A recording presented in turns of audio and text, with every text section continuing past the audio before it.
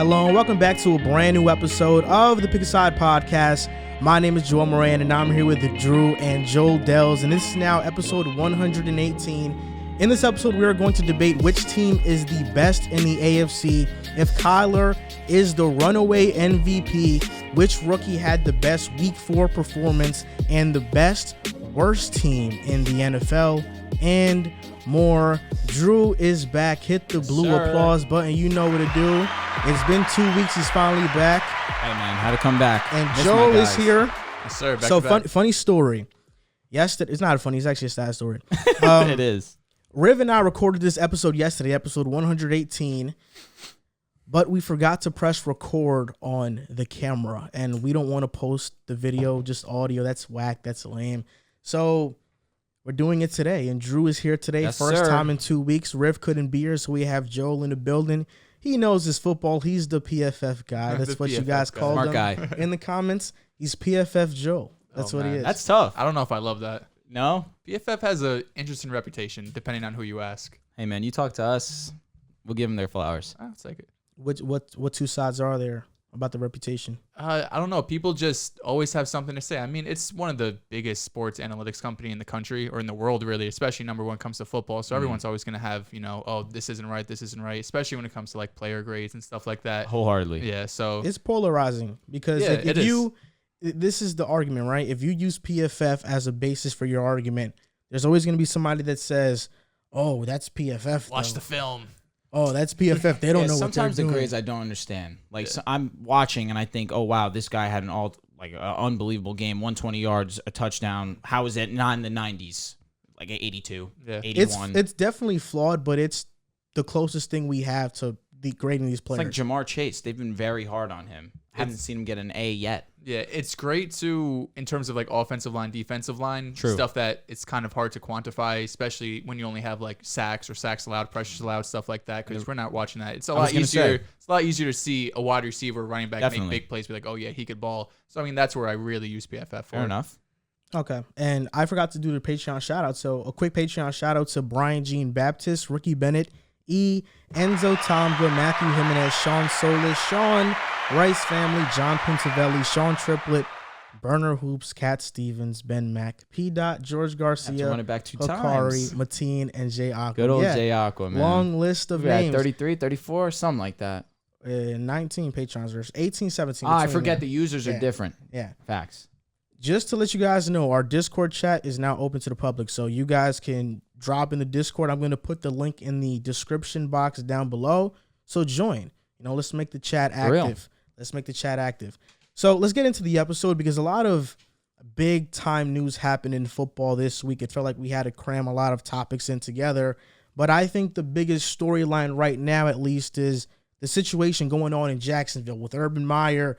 Players are not respecting him. He was caught at his own bar with a younger woman, but he is married. So you can understand the dilemma. So I want to start with you, Joel. What do you think about this whole Urban Meyer situation? And we know the media all over, everybody's coming in with their hot takes. Fire this guy. He deserves to be fired. He's done. What's your take on it? This seems like an episode of Shade Room, which is why it's a problem, right? Because we're here. We're trying to talk football. We have a rebuilding organization who just had the number 1 pick, drafted Trevor Lawrence, and they're looking to go in a new direction.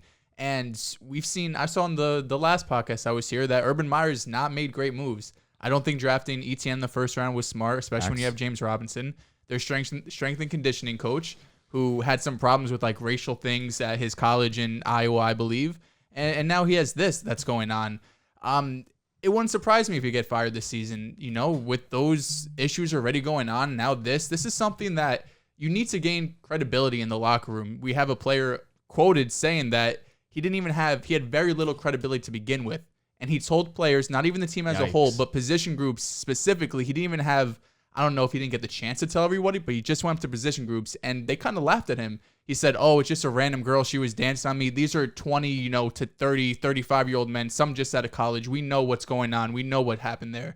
So there's no way you could go in and trick all of these people. You're making them seem like they're stupid, like they don't know what's going on. And Urban Meyer has a wife at home. You're a 50, 60-year-old man. You have to know better than this. You're supposed to be a leader of an organization, and you're really just looking like a joke.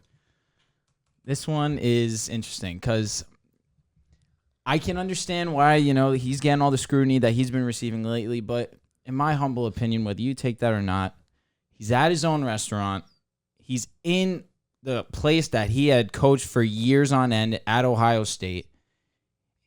Sure, tough loss. A game that you could have won that you let slip away. I just keep going back to the fact it's his restaurant. It's not like he was at a strip club having a good time on a regular night. It was after the day after. They have a full week and a half until their next game. I don't think they have a bye week next week. Excuse me.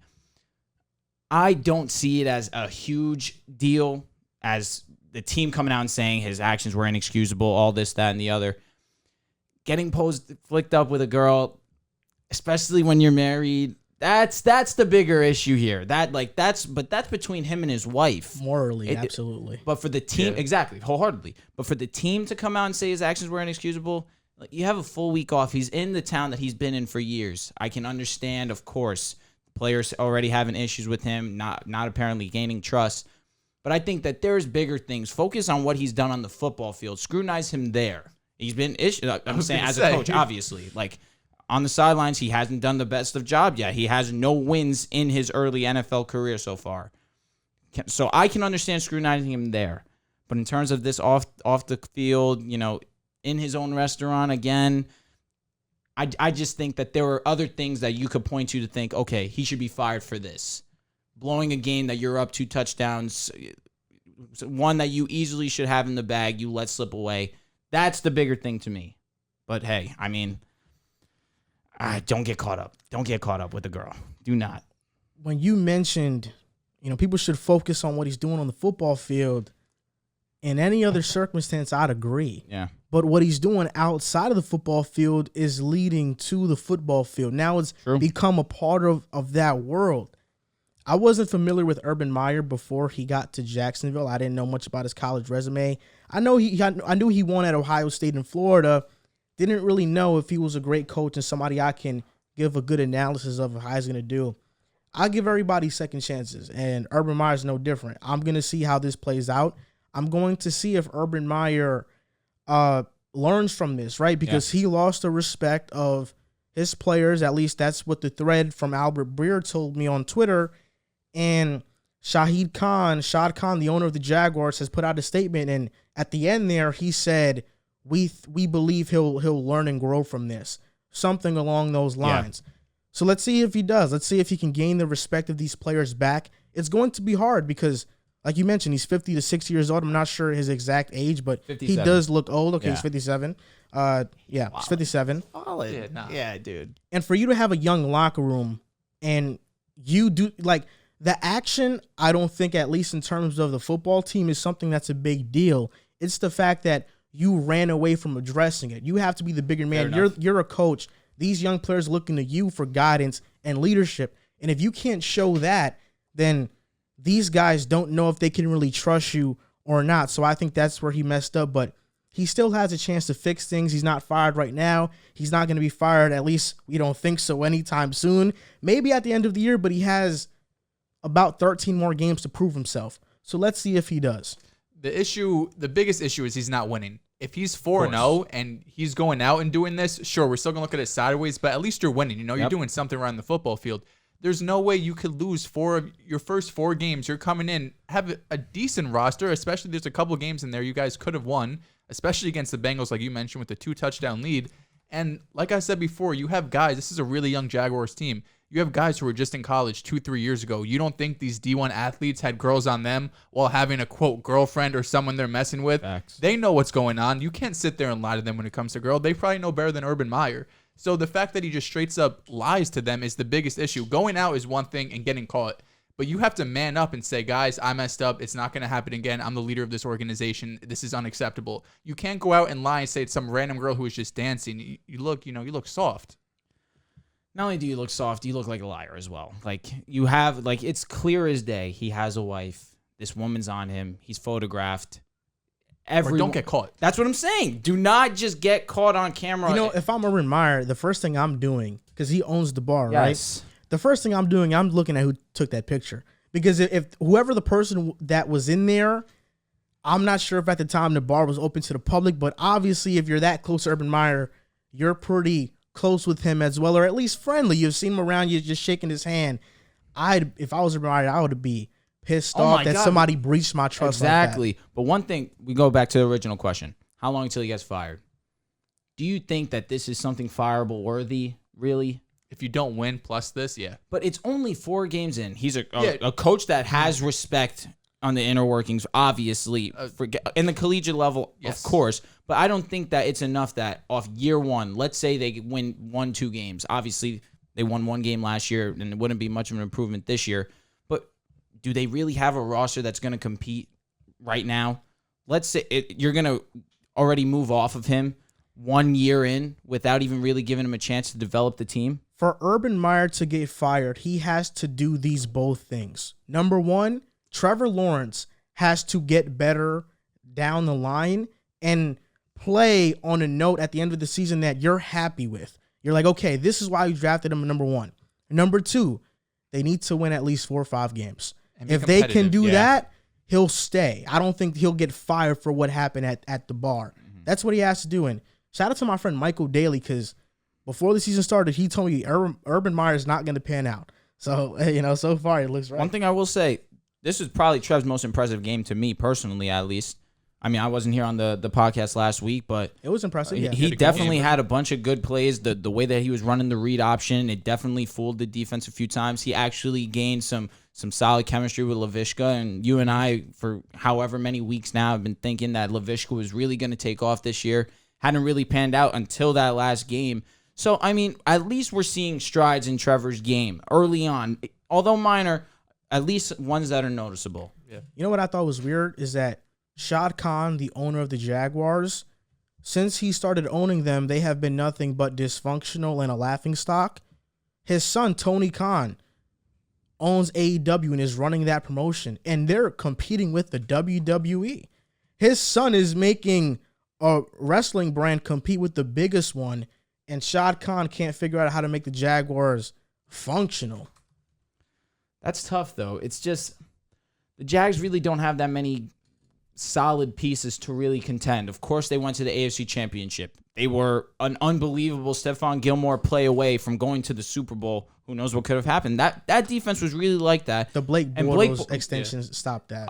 Fair enough. But at the same time, Blake Bortles did play to deserve that contract. You know what I'm saying? He had the 1 year, though. That's what I'm saying. But that's all I'm he saying. But I would argue, I think it was a lot of garbage time that made his stats. I remember really, fantasy. Exactly. Yeah. God bless him.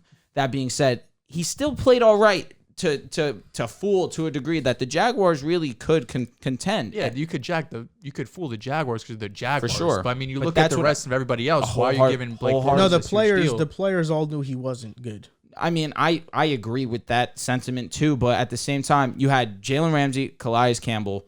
I want to say Miles Jack was on the squad that time too. Malik Jackson. They had a bunch of really solid. Had another great corner. AJ Boye. Boye. They had an amazing defense. That's really what got them to that point. I mean, that Steelers game, the defense really wasn't that big of a factor. And that's exactly why I will give him his credit there, because he had a really solid season overall. It's just that as it went on, Blake Bortles wasn't the guy. And what can you really do when you give, your supposed franchise guy bread and he doesn't pan out to what you guys thought? Joe Flacco, basically. I'll be honest. I think that hurts. I think that Mitch Trubisky showed more in his tenure with Chicago than Blake Bortles did in Jacksonville. Ooh, that's spicy. Mitch, I don't think had that statement win that Bortles did against the Steelers. But other than that, I think it's very close. In my opinion, I think Blake Bears were smart by moving on from him. I agree. And eventually so did the Jags on Blake Bortles, but it took him a little bit longer. But I will say, I think Blake Bortles' arm was more impressive to me. I feel like his confidence was stronger than what Mitch's was. Or maybe it was just the leash that the Jags had him on as opposed to the Bears' leash on Mitch Trubisky. Seemed like they really kind of handcuffed. Or from when I looked at Mitch Trubisky, it seemed as if he just was hesitant in his own right. Like, sure, he would make some solid plays, but he was more of the, I'm going to make the smart play and not try and make a mistake. And he thought about that too much. Blake really was I see a throw, I'm going to let it go. And he really didn't think too much of it. And he had success until he didn't. And his throws that he thought were there once really just didn't end up being good plays overall. A big-time move that happened today was Stephon Gilmore signing crazy with the Carolina Panthers. he got released today, but then I guess he didn't get released, and he got traded for a 6th-round pick, and this is what the Patriots are getting in return. Everybody was surprised with the compensation, but if you're going to trade him, I mean, if you're going to release him anyway, you might as well get something back in. He's coming off a quad injury. He's not going to play for the Panthers until week 7. So, say what you want to say about the compensation, but what do you think Stephon Gilmore brings to the Carolina Panthers? Do they have the best secondary in football? I'm going to have to start. He's just issued the statement that obviously I'm going to disagree with. I know. Go ahead. Broncos got the best secondary in football. And that, to me, is pretty easy to say. I mean, bro, Surtain has been like that. Yes. Don't you guys have injuries right now, though? I don't know if it's Darby. I think it might be Darby. I think Darby did get hurt against the Giants. And this is what allowed Surtain to really blossom. And I feel like we spoke about this. I wasn't too upset at the Darby injury because we just have so many heads. Callahan, Kyle Fuller, obviously him. We have such a great unit that if we lose one, it's all right. I think what makes you guys, I would only put you guys over the top because of Simmons. Because of Simmons and Kareem Jackson. To be fair, but I think Jeremy the Panthers' Chin corners not, are better. The Panthers' corners are better? I think JC is better than But Surtain. JC is hurt right now. I get it, but I'm thinking about all healthy. And we can't as of pretend right now, with health involved, obviously. Please, Broncos. Let's think. Agreed, but let's not pretend like Surtain has not been on JC's level. Yeah, I think let's not pretend. Been close, maybe but better. I would put JC. Honest to God, I think they're neck and neck, and I would probably prefer Surtain with smidge right now. The one thing I will give JC is that his size is ridiculous. Yeah. he is a grown man. Yeah. That being said, Surtain's speed, his coverage is just as good, if not better. It's just that JC's physical attributes are just more pronounced than Surtain's. Callahan or Dante Jackson and Callahan's like that. Kyle Fuller is like that. Yeah. Darby is like that. Kyle Fuller over Gilmore, though? That's where it gets hard. We need to see what Gilmore's going to do. We haven't seen him at all this season. I think one of the reasons why they only traded a 6th-round pick is a free agent after this year. So it's very low risk on the Panthers. If he plays well, go ahead and re-sign him. I think this is going to be a team competing for a wild card spot. And the secondary, especially if they do bring back Stephon Gilmore next year with C.J. Henderson, barring that he pans out. You also have Dante Jackson, like we mentioned, and J.C. Horn. I mean, you have AJ. Like you have 4 corners who are like borderline lockup. Some of them, with Jeremy Chin there and a great pass rush. This could be in a couple years the next, not Legion of Boom, but that type of defense that's going to be dominated year after year after year. You not pretend like that's not the Broncos right now. You guys are right up there. That's what I'm saying. Like we have still the elite pass rusher in Von Miller. I get it. Let's talk about the Panthers right now, though. Let them have their moment. Up the Broncos. Let them have their moment. Hey, all right, and I will give the Panthers their credit because this is a really an amazing move by them. Like you mentioned, high reward, low risk. Low risk. Yeah, you're getting an All-Pro cornerback in Stephon Gilmore. People consider Stephon Gilmore still, even with the injury, a top 5 corner in our league. I'm not gonna disagree. Really, when he's on the field, he's amazing. You look at this team overall. Sam Darnold has been a surprise. Let's be honest. 5 rushing touchdowns. No one expected him to have the impact that he has had on the ground. Even with losing Christian McCaffrey, still had a solid game against the Texans. Obviously, you expect him to win that game. Texans really don't have the roster. That being said, Dallas, they could have rolled over and just lost and gotten blown out. They showed heart. They still played. They put up a respectable game. Put up, I want to say 24 to 28 points around that. Yeah, I think it scored 28. And Dallas's defense is, in my opinion, one of the best in the league right now. They're just playing overall at a high level. And I will give them this move without a doubt. This adds the depth that they needed. Once J.C. Horn comes back from that foot injury, they will be contending for that top spot for best secondary in the league. I'm just not ready to give it to them yet. If I was a Panthers fan, I'd be leaning more on the fact that we have J.C. Horn and C.J. Henderson for the future. And I completely forgot about that. CJ? Yeah. I think Stephon Gilmore was a great move, but like you said, it's a prove-it move for Gilmore and for the Panthers. Hey, this guy can take our defense from very great to you can't pass on us. This is 2009, 2010 New York Jets right here with Camardi and Revis. Oh, they wish they had a Revis on their team. Nah, for real, though. But let's just be honest and let's just be objective, right? Stephon Gilmore in 2020 played 19 games, finished with the 61 PFF grade, which was his lowest since 2013, and a 58.5 coverage grade, which was 64th amongst all cornerbacks in the NFL. And that was in 632 snaps. So that's a pretty large sample size. Gilmore, 31 years old, coming off of a quad injury. Older corners have made it work before. You look at Casey Hayward with the Raiders, but he's a zone corner. Yeah, Gilmore is a man-to-man corner. He's going to be tasked to lock up the Justin Jeffersons, the Keenan Allens, looking at their division, the Michael Thomases, the Mike Evans, Chris Godwin, ABs of the world.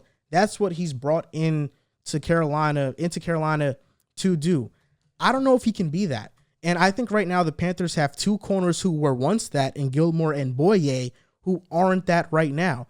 I think losing J.C. Horn is still major, but if Gilmore can pan out, then, we are looking at the best cornerback group in football without a doubt, especially if C.J. Henderson pans out. Yeah, and zone corners compared to man corners. I mean, man corners are going to almost deteriorate like running backs, especially once again those 30s. That's what happened with Revis. Revis went from being one of the best corners in the league in like 2014-15 to out of the league a year later, just because playing man-to-man is a lot different, a lot more, that goes into it when you're playing against a zone corner.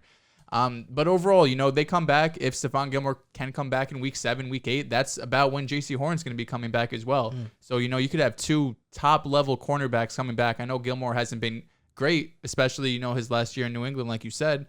But I think, maybe he just needs a change of scenery. Obviously, it's a big injury. You don't just hurt your quad and you're out for 6 weeks. There must be something significant here. And I am a bit curious if, I don't know if it was contract extension or the Patriots thought, that he was playing this off a little bit, but I wonder why the Patriots did want to move off. Maybe it was just, how Bill Belichick is. He's always going to get rid of a guy a year too early. He kind of did the same thing with Revis. When he was a free agent, he had the option of re-signing him. He let him walk. The Jets gave him a huge deal. He was good for 1 year, and that's it. So maybe there's a little bit behind the scenes there in New England that we don't know about. From what I read, Gilmore was due $14 million, or he wanted that. He's due $7 million, and that's half of his market value. And he was sitting out because he wanted that $14 million, and the Patriots weren't budging. And, by cutting him, they saved that and then signed Jamie Collins. They love Jamie Collins. I feel like that's just what the Patriots have done over the years. They did the same thing with Chandler Jones, had some kind of issue, they let him go. Jamie Collins, they let him go. Van Noy, same thing, they let him go. Ends up coming back. I mean, it wouldn't surprise me if he leaves, he's probably going to want his money. I don't see Gilmore probably returning, but this is just typical Patriots. It's really not a move that, well, I'll be honest. I read this morning that Gilmore was cut, and I was utterly shocked. Yeah. It wasn't news that I was expecting to hear today.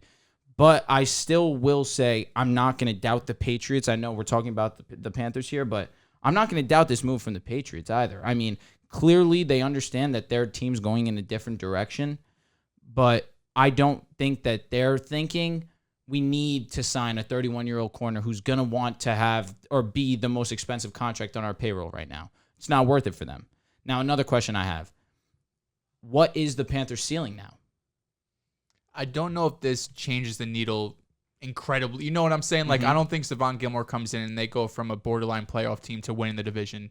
I still view them, Bucks, of course. Yeah, I still view them as a borderline wildcard team. If Stephon Gilmore pans out, then I think they're solidified as probably a top 3 defense this season. If he doesn't pan out, I still think they're going to have a great defense and, like I said, compete every week. I'll ask you and then I'll give my opinion. If Gilmore pans out, this is a secondary you can't pass on. And with that pass rush, as elite as it is, I don't know if they're not the top defense in the NFL.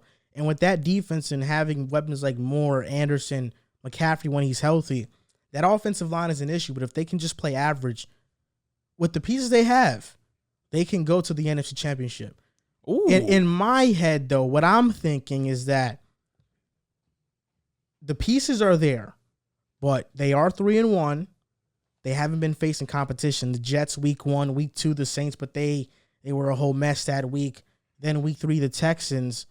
And against the Cowboys, they looked outmatched. I agree. The pieces to me are there, but I think they might be a year away. It's not That's this fair. year. They might be a year away, but the pieces are there. And what's interesting is you're going to have to give Sam a contract very soon. That's why I think it was a win-win for the Jets, because Sam's looking great, but we're not ready to pay him. And that's going to be a huge impact, because once you pay that quarterback, especially the way Sam's playing, you're going to have to give him $30+ million. And once you give him that contract, you can't re-sign all of these guys on defense. The DJ Moore who's going to be due for a contract extension. It's going to, shake things up. I will say, I think that as good as the defense is going to be, and this is going to maybe sound crazy because obviously running backs don't impact the game as much as other players do, except when your name's Christian McCaffrey. When you're Christian McCaffrey, you impact the game big as much as probably any player in the league outside of the obvious top 5 QBs. This man is the dual threat that every team would kill for. And you saw it against the Texans. The offense kind of stalled once he went out. I think they had 58, around like, once he went out, I think in that second half, they had like 30 yards max. You lose a guy like Christian McCaffrey. You need him back in your roster. Actually, he returned back to practice. I want to say either today or yesterday, something like that. Good. I need him too. You do. You do. I didn't want to bring it up because I'm not trying to rub it. His fantasy team smoked, bro. Man, dropped like 200. Like, bro, it wasn't even close. My running backs gave me no production at all. Bro started Tyson Williams. He didn't even play. He was a healthy scratch. Explain that. Yeah, I didn't even know. I don't know why, but I will say McCaffrey, I believe he needs to be on the field for the Panthers to, like you say, go to the NFC Championship. I still think that's, in my opinion, that's a little strong. It is interesting because one of the teams that have to get over is the Bucs, and I like that being a divisional matchup. They know the Bucs. They play them twice every year, so they know they're scouting them well, obviously. So that is one team. I don't know if they could beat the Rams, but someone in their division, I could see possibly them upsetting. I don't know. Matthew Stafford too hasn't looked the best. He's looked great. But he's looked great, but not the best. But not the you know what I mean. I'll address that, but I want to say Bucks. The Cardinals was his game to go crazy. The Cardinals look otherworldly, but he's also coming off a huge win against the Bucks, where he looked really good. But the secondary isn't good. No, I agree. Who's the Bucks? But that's what I'm saying. That's where my concern is with the Bucks. Like, this division is if the Panthers, obviously their defense pans out to what it could be on paper. Hassan Reddick, now I have a question. Did Hassan Reddick, is he going to miss time, or is it just a stinger and he'll be back next week? Because I could have swore I saw a report about, I was trying to look it up real fast. But regardless of that, if you could look that up for me. Given the Bucks secondary right now as is, if they would have got Gilmore, the Bucks would have been perfectly fine in my opinion. Because you don't need the cornerback right now to obviously win games. Clearly, they still won games with this mediocre, if that, secondary. Oh, they're injured though. But it's only one player. Reddick was Bunty Murphy that's hurt. I think it's also Jordan Whitehead who was hurt for a while. Antoine Winfield is going to be out. Jamel Dean was out. Not Carl Davis, but Sean Murphy Bunting as well. That's what I'm saying. Sean Bunting is the only one I know that dislocated his arm week 1. And Dean. Okay. And Dean. Yeah, okay. Both their corners. What were you going to say? Reddick was full participant today. So thank good. So I can see them potentially beating the Bucks, given their secondary. But then you're asking Sam to beat them. I can't go all in right now and say Sam's going to be capable. No. The thing about the Panthers is that on paper their weapons look great, but they just traded Dan Arnold, so you have rookie tight end and Tommy Tremble you got to rely on now to be that starter. We weren't relying on Dan Arnold though. Yeah, I know, but he was an added weapon. Him and Darnold had and that line is not anything to really hoot and It's holler one of the about. worst lines of football. Yeah, dude, it's so bad. But I think we look at Robbie Anderson and DJ Moore, and they're supposed to be that 1-2 punch. I think it's DJ Moore is the number 1, and Robbie's like a number 3. DJ Moore just has to play the 2. DJ Moore is the number 1, and he's the only one that's really been clicking with Sam. But that's because Sam never clicked with Robbie in New York. Their play styles don't fit. Robbie's a deep threat, and Sam doesn't throw that. So right now, a guy in Robbie who should have an even better year than last year isn't productive because the styles just don't mesh. Which is interesting to me because obviously week 1, he had 1 catch for 50-something yards. So maybe, you had DJ who's going to be the short check down type guy, slant guy, just the pure. Exactly. But you're not going to take the top off at least once or twice a game. DJ could do it too, though. That's the thing. DJ has easily proven that he is the guy. He's one of the best receivers in the NFL. Yeah. He's at least proven that up until this point.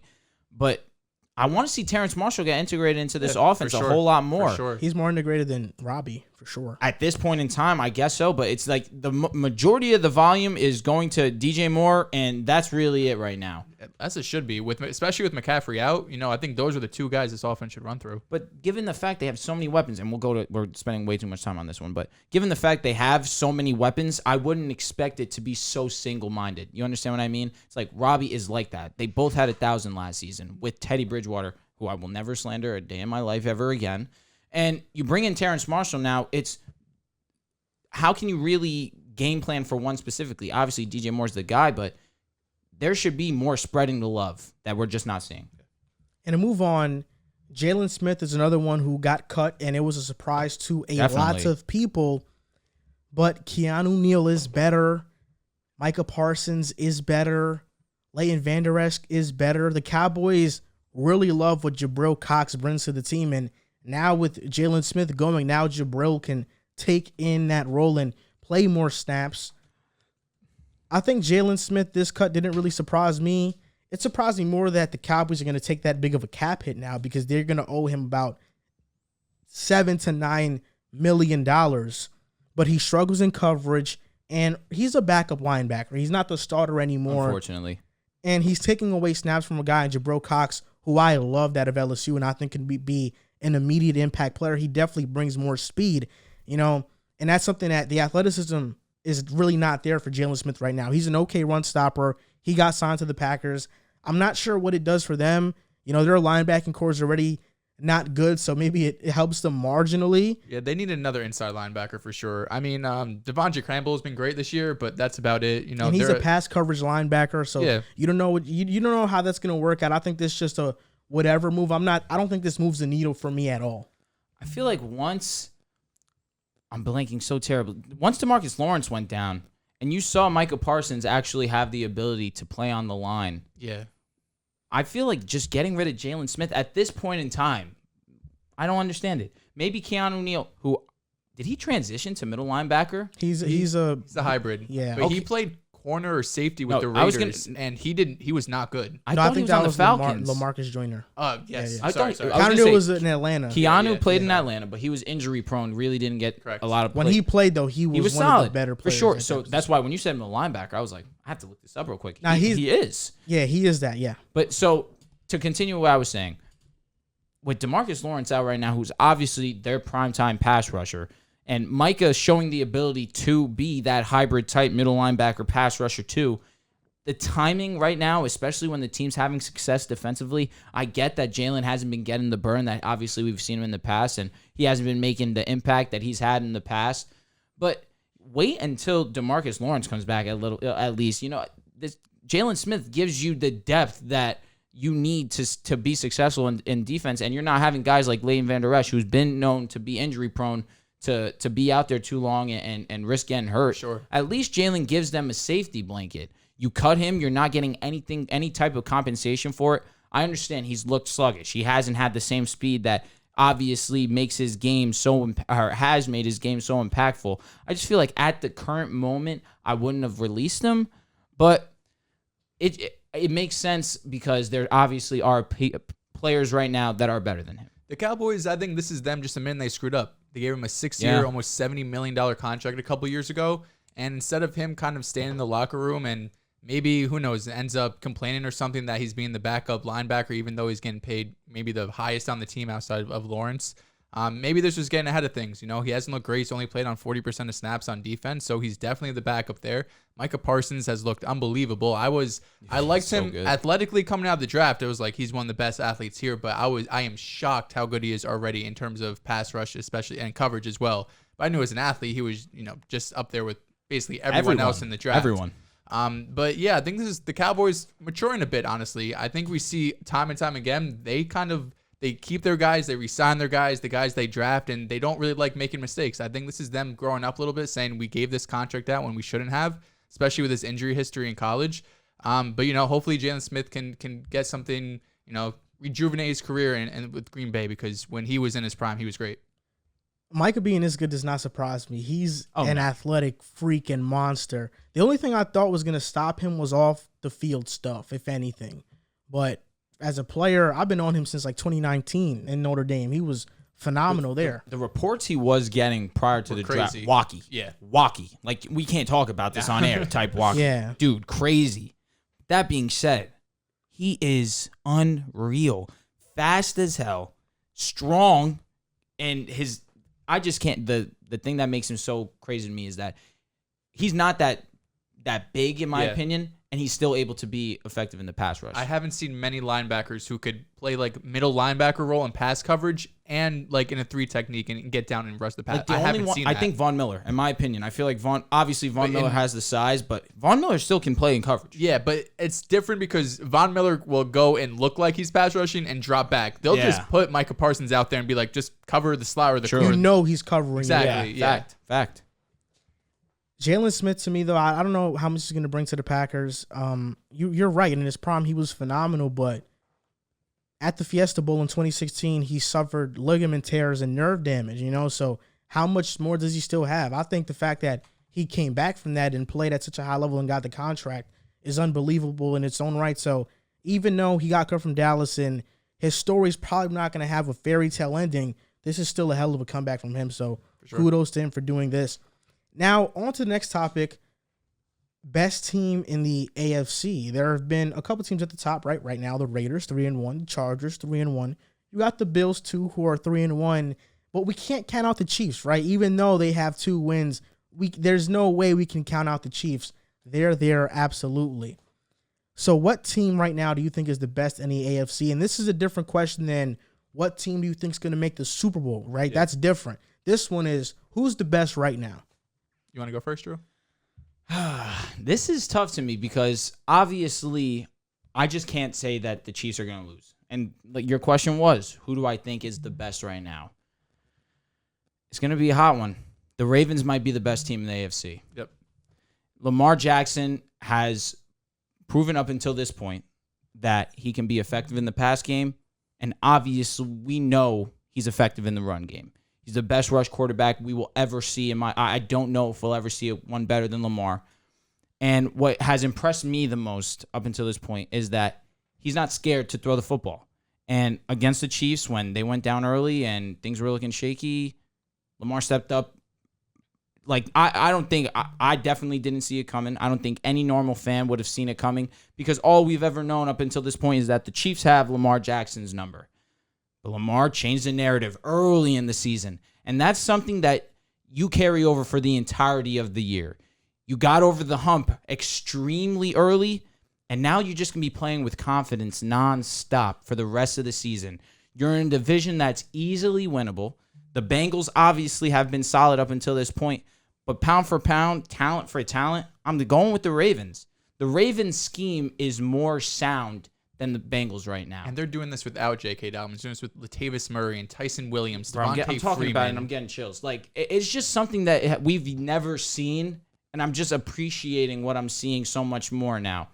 And the fact that Hollywood is coming into his own this season, of course, had a bad game against the Lions, and that's why the game was as close as it was, and we had to see Tucker break the NFL record in order to win the game.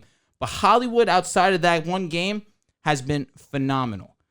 I think he's among the league leaders in yards, league leaders in touchdowns. And imagine if he caught those 3 wide open touchdowns. He might be the number 1 receiver in the NFL stat-wise, at least. And obviously not talent. Yeah. Stat-wise, he would be, in fantasy, he's a wet dream right now. People will kill for him. But he has looked like the receiver that the Ravens drafted in the first round. His route running looks amazing. His speed has just been what he's always been. It's just him and Lamar actually have a genuine chemistry. And Lamar's not scared to let it loose this season. Yeah. And that's what it ultimately comes down to. If Lamar's going to be out of his mind in terms of, okay, I can make whatever throw I want to. And that's what is going to impact the Ravens for the rest of the season, if Lamar can be that guy. And I think as of right now, he has been. And the defense is more than capable. Yeah, my pick is also the Ravens. I went back and forth this for a while. What jumps out to you right away in terms of the AFC is, on paper, it looks like the Bills are the best team, right? They have the best turnover differential. They have their defense is number 1 in the league right now. But you go and you look who they're playing against. I mean, the Dolphins with Brissett, Washington with Heineke, Texans with Davis Mills. They've combined 3 teams. Like, they're playing guys who, this early in the season, when you're 4 weeks in, you could look at the schedule and be like, all right, who'd you really play? When you're in week 12, 13, it's different. And they played the Steelers week 1, and the Steelers are horrible. Yeah, they're so bad. It was just a weird game. But yeah, the Ravens are my pick too. I think they have probably 2 of the biggest wins in the NFL. I think going on the road in Denver against arguably the best defense in the league and handling them 23-7. Because we didn't have Teddy. Yeah, but even when Teddy was in, they were still winning. You're right. When he got hurt, like halftime around. It was second quarter. It was early. regardless, they were able to move the ball, one of the best defenses in the league. You're And right. then obviously against the Chiefs, this was Lamar's kryptonite. Every year, we saw it time and time again. He had like a 80% winning percentage against the entire NFL, not named the Chiefs, right? He couldn't get over that hump.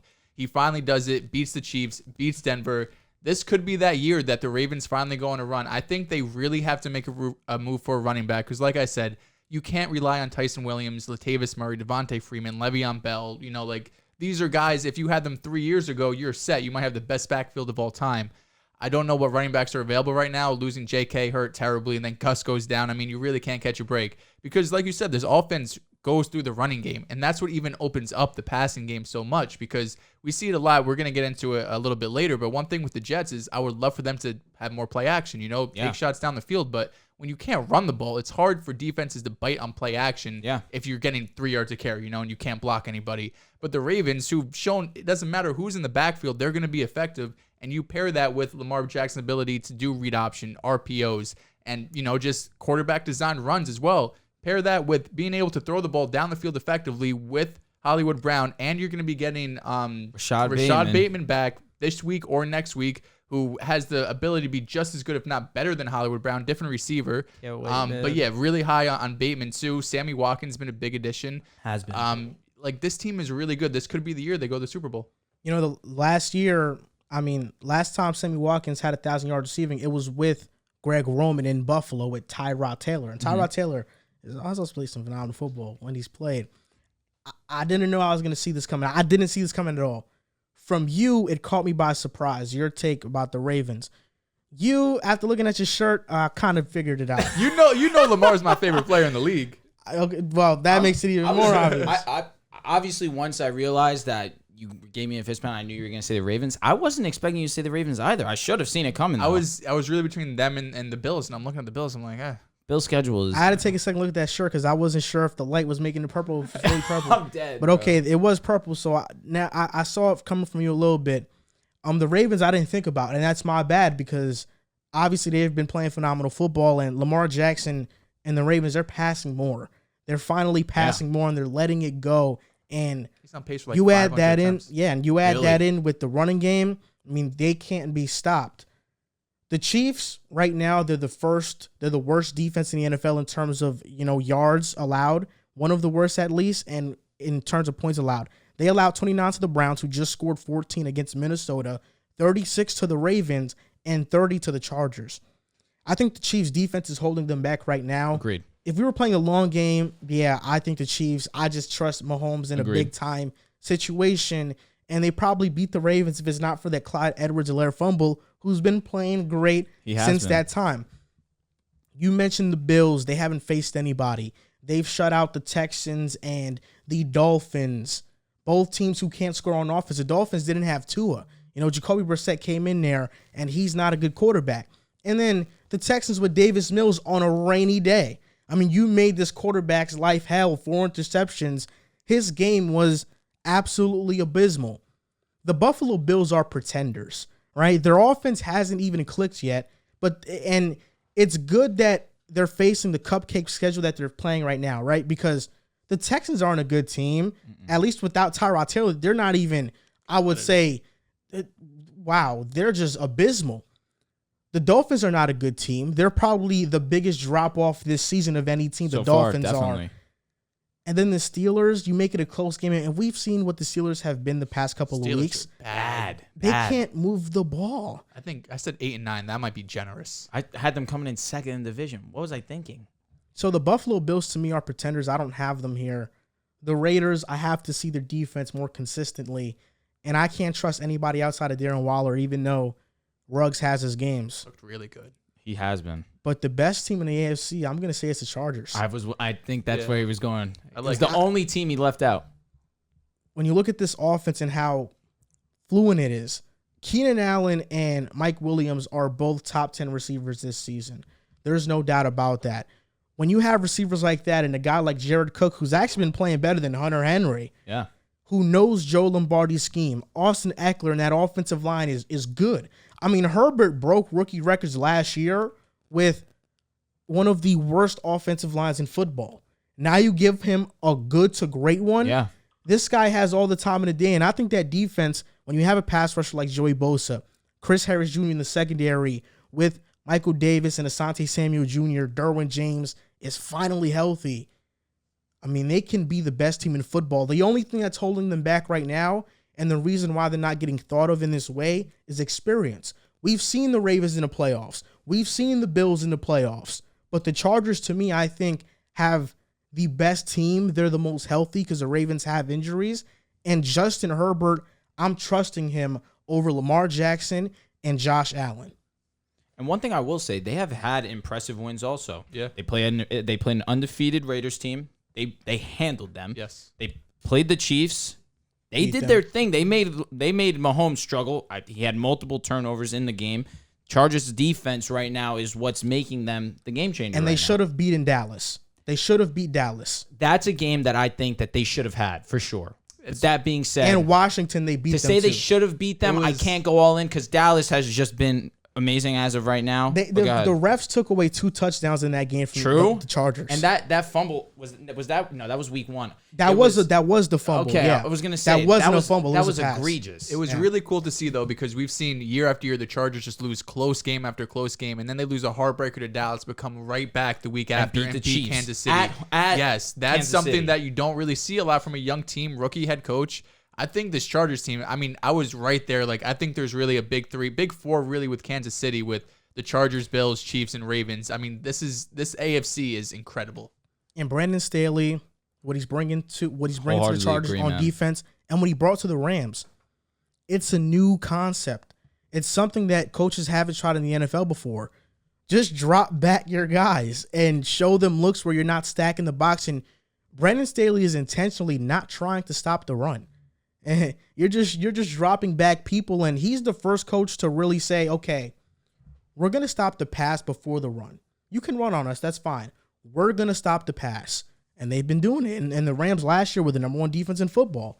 And he's bringing that same thing to the Chargers. Surtain and Horn have been great. Asante Samuel Jr. has been there too. He's been unbelievable. He's been amazing this year. Nazir Adderley is also playing much more free, and he's still playing fast. We just can't forget Derwin James' impact once he's on the field. He is among the best defenders in the league. Yeah. Obviously, the Chargers have been plotting on him coming back because he is that missing piece. And then you bring in Asante Samuel, who I'm pretty sure they got in the second round, if I'm not wrong, right? Yep. That makes no sense to me.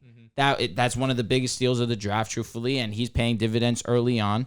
Pass rush is what the pass rush has been these last couple of years. You've just been banking on Derwin James' health. And if he's on the field, this is a top 5, top 7 worst defense in the league. Yeah, Brandon Staley's actually the odds-on favorite to win Coach of the Year right now. So early. Yeah. Wow. So I like that. That was my I like that. It's still long odds, like it's like plus 700-800. But I mean, that's just saying like the Sharps in Vegas too think the Chargers are for real. They think that they could win this division, even with all the great competition in the AFC West. Yeah, and the Raiders shocked us for sure. But nobody came to the season thinking the Raiders have a chance. Oh, not me. The Chargers thought that they weren't even going to win a game in the division. The Chargers, I don't know about other people. Facts. But personally, me, the Chargers come into the season, I said they can win the division. They have that chance because Herbert is that great. He is. He's that phenomenal.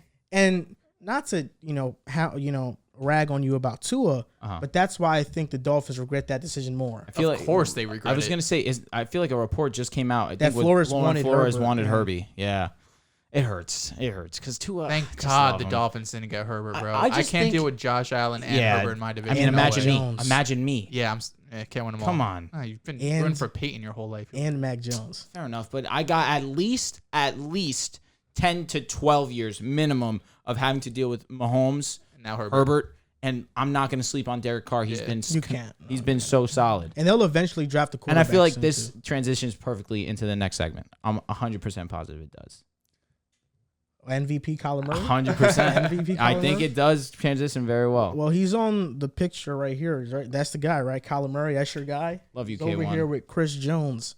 Just chilling right there. But Kyler Murray, he's played phenomenal. The Cardinals are undefeated, even though they probably shouldn't be. The Vikings should have beat them. I'll just be honest. Let's just be honest right Cardinals? now. Yeah. The Vikings missed the game-winning kick from 30 yards. The Vikings love doing that. Yeah.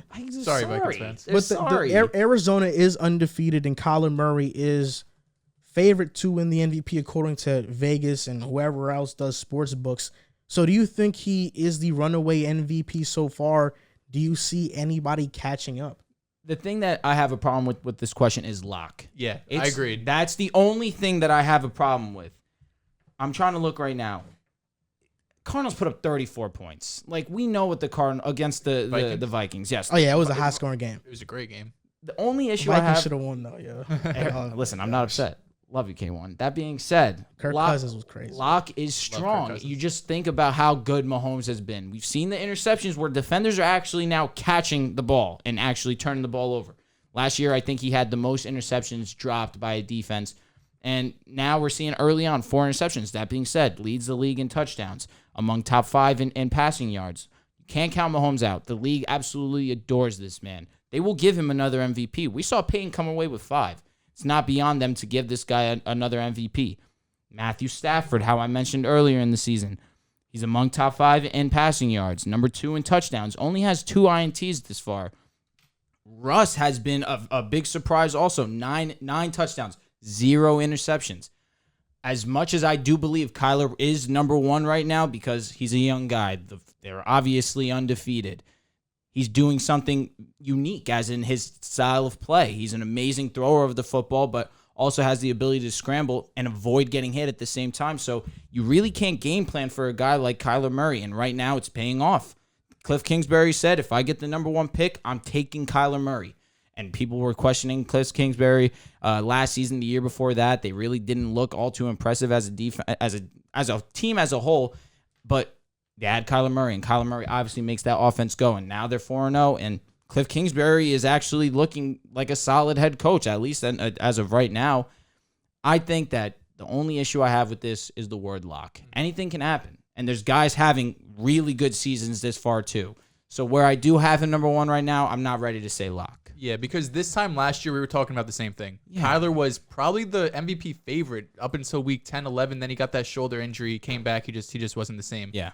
I think it's going to come down to one thing, and it's if they win the division. If they could win the division, have a better record than the Rams, 49ers, and Seahawks. And 2 guys that I mentioned. Yeah. I was going to say, and some of the best quarterbacks in the NFL, best teams, head coaches in the NFL, and especially the Cardinals, who've been kind of looked at like a laughingstock over the last few years in terms of this division, right? Everyone's going to say, all those 3 other teams every year have a chance to win, and no one really talks about the Cardinals. Even coming into this season, no one thought the Cardinals were really going to compete in the NFC West. But we know Kyler's going to put up the numbers, passing and rushing. He's going to put up the prolific plays that's going to go on ESPN Top 10, all the highlight reels. So he's going to have everything going for him. It's a matter of can they win the division and beat those teams that are needed. We talked earlier, I think it might have been before the show actually, can Kyler surpass a guy like Russell Wilson and really put himself into that top 5 debate? This is the year to do it. Cliff Kingsbury, I have ragged him in the past. I didn't think he's a great coach, but he's looked really good. Maybe it's just the Rondell Moore effect. Who knows? Stop it. I mean, because AJ Green has been that. Yeah, he's been really good. AJ Green. Yeah, JJ Watt. I'll give Rivers flowers for that. That was his boy going into the season. JJ Watt's been really good too. Facts. Pairing that with Chandler Jones, the defense has been great. The offense has been good. The Cardinals have the team to do it, and when you have a quarterback like Kyler, someone who you cannot play defense against, I don't care if you're Bill Belichick, it's impossible to play defense against him because even if you play perfect defense and nobody's open, he's going to make 3 of your defensive linemen miss with ease. Yeah, he's going to make him look silly. Kyler Murray is the runaway MVP as of right now. I'm not sure if he's a lock to win it. The only thing that can hold him back are interceptions because sometimes he gets trigger happy and he throws a couple. But you look at their next 4, the Niners, the Browns, the Texans, the Packers. Packers have a lot of injuries right now. The Browns, they don't look great. I don't trust Baker Mayfield. And the Niners, if they start Trey Lance, already, mark that a win for the Cardinals because I don't think Trey Lance is ready right now. If they're 8-0, I think they finish with the best record in football. And Kyler Murray, he might not have the best stats in football, but if you have close stats to the guy who has the best stats and you're winning and you're the best winner in the NFL, he will win MVP. This Cardinals team has surprised me. AJ Green has surprised me. Their secondary has surprised me. Byron Murphy, Marco Wilson, Budda Baker, Jaylon Thompson. They have all been great. And I thought the secondary was going to be their Achilles heel, but they haven't been, and they're very young. But as I watch Arizona, I know this is a Kyler Murray topic, but Cliff Kingsbury deserves an apology. That's a fact. When he got hired, all everybody said was it's not going to work. He has more losses than wins in college. And you look at the opposite side of the spectrum. Urban Meyer has accomplished everything in college, and he's not good in the NFL. True. Cliff Kingsbury doesn't have the resume of Urban Meyer, and he's better. I'm not ready to Cliff wasn't good year one. Agreed. I'm not ready to give up on Urban Meyer just because of 0-4 and a scandal.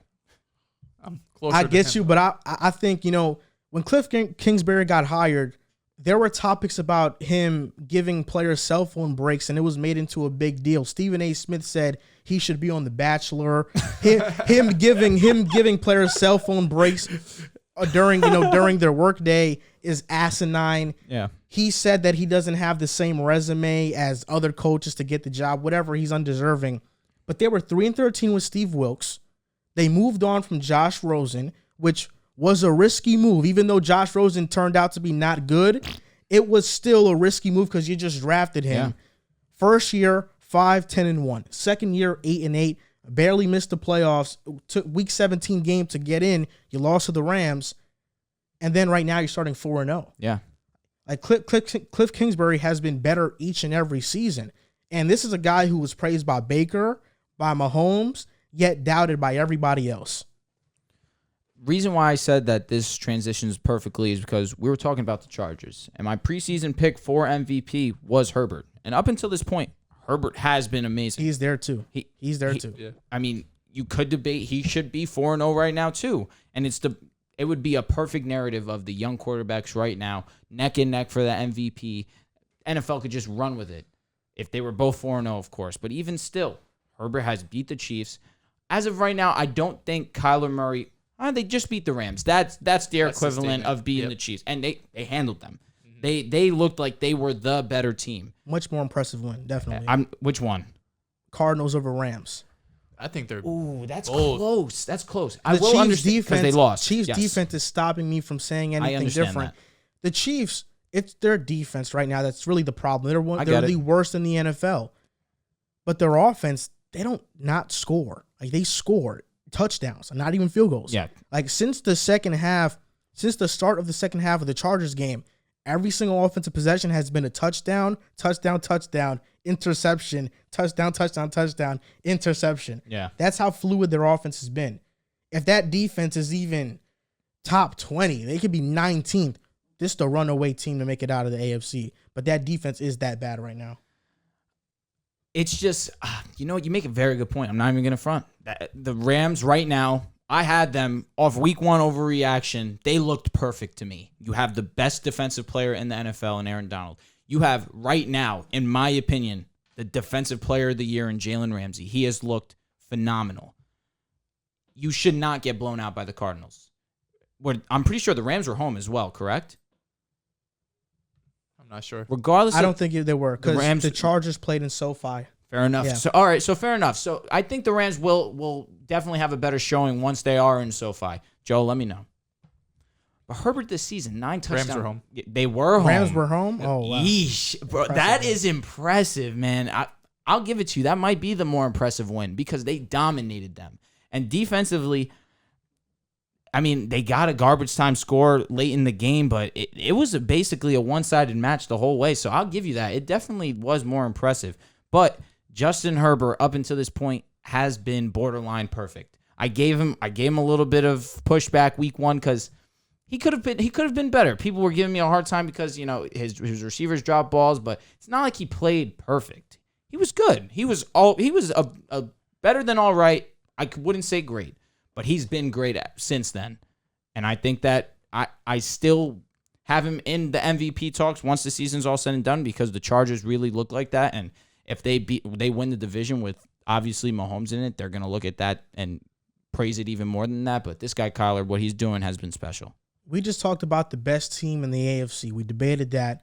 Then we talked about Kyler Murray, who's on the best team in the AFC. So now let's talk about the worst team in football. Interesting. So topic. that's a team that is record-wise one of the worst teams, but talent-wise one of the best. Joel, I'll start with you. My pick for this, it wasn't even that close, honestly, looking at all these teams. I think it's the Minnesota Vikings. You look at their schedule and... It's generous. Why is that? Go ahead. Okay. You look at their schedule. They played Cincy week one, who looks legit at 3-1. They lost to the Cardinals. Just said, arguably the best team in football. They go and beat Seattle, which is a big win. And then they lost a close game to Cleveland that you would like to have back 14-7, especially your home. That is a game you want to win. But they're competitive in most of these games, and they have the players. We talked last week, Kirk Cousins, borderline top 10 quarterback. Agreed. They have the number 1, number 2, probably wide receiver duo in the league. Agreed. Top 3 running back in the league. Minimum. The defense has been good. It's okay. It's been fine. It's been fine. Agreed. I no, 11th ranked defense. They've been good. The run defense hasn't been good. It's though. been solid. Yes, agreed. Okay, it hasn't been out of this world good, but the offense is good enough to make it so that defense can just be good, and they should be able to be much better than 1-3. Agreed.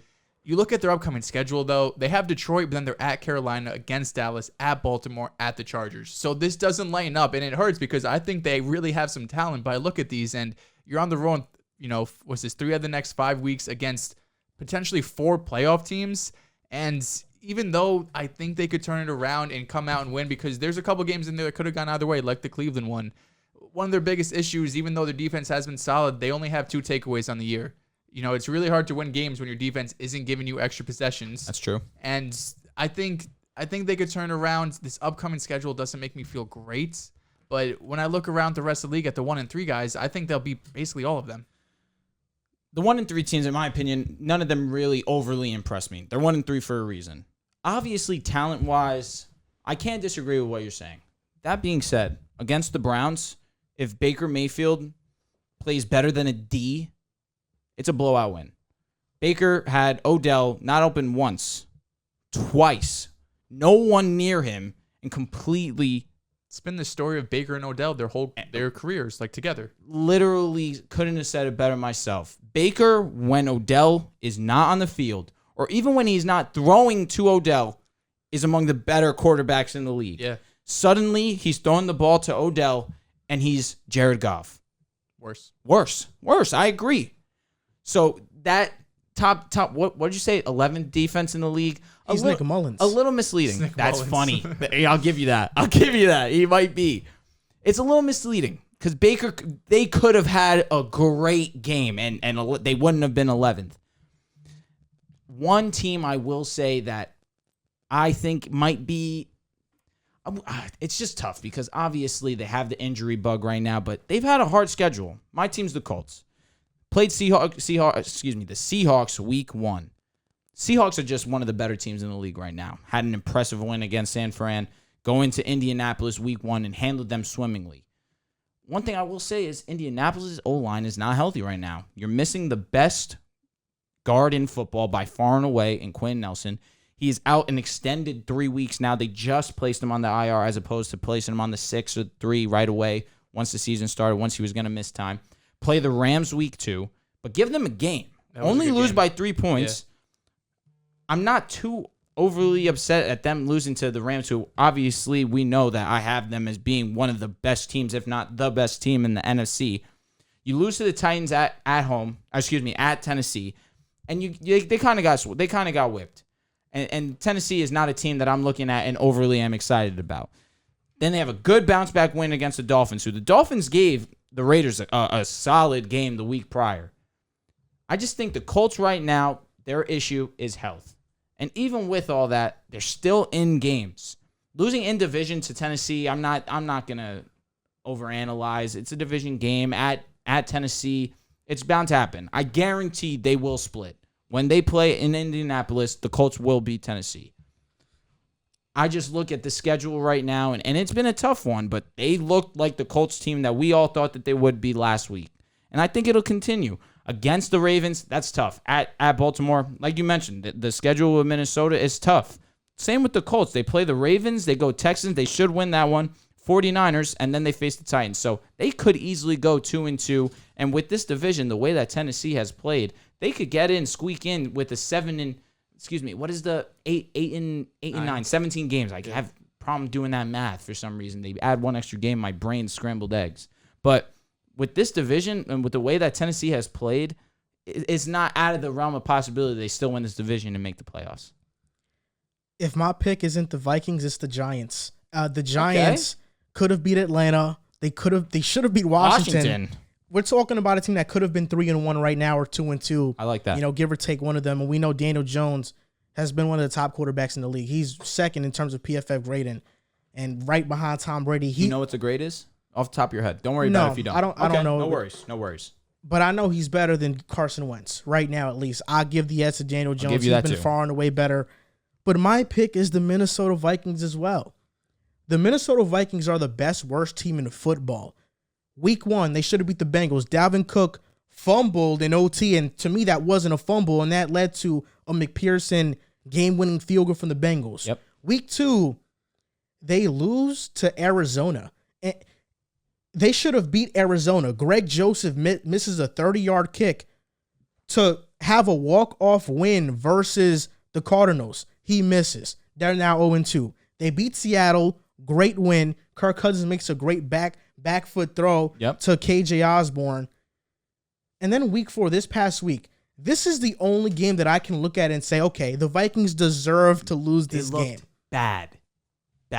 They deserve to lose that game. But realistically, the Vikings should be 3-1 right now and should be the favorites to win the NFC North because the Packers have a ton of injuries right now. But obviously, things don't always go that way. Mm-hmm.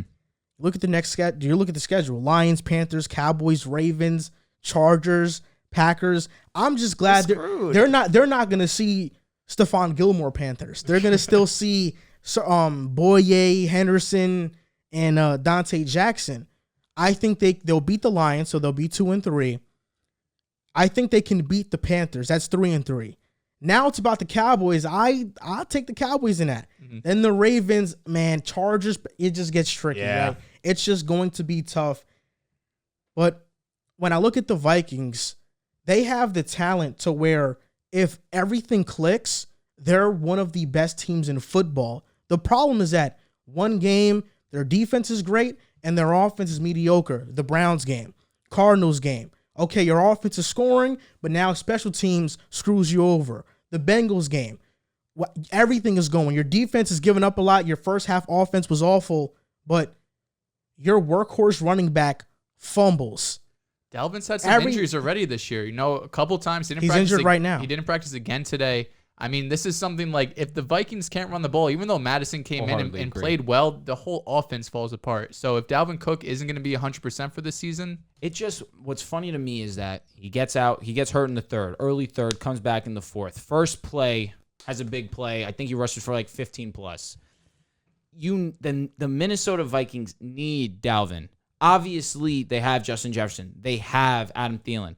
But the O-line, for some reason, their pass rush is not nearly, as we are speaking about this, it's not nearly as good as their rush defense. Their rush run blocking. Thank you, Jesus. So regardless of that, you need Dalvin Cook to be in the lineup. I like Alexander Mattison. Obviously, he's not Dalvin Cook. Dalvin Cook brings that aspect of, okay, we're not going to run it. We're going to play action. And you still have to worry about Dalvin being effective in the receiving end of the game.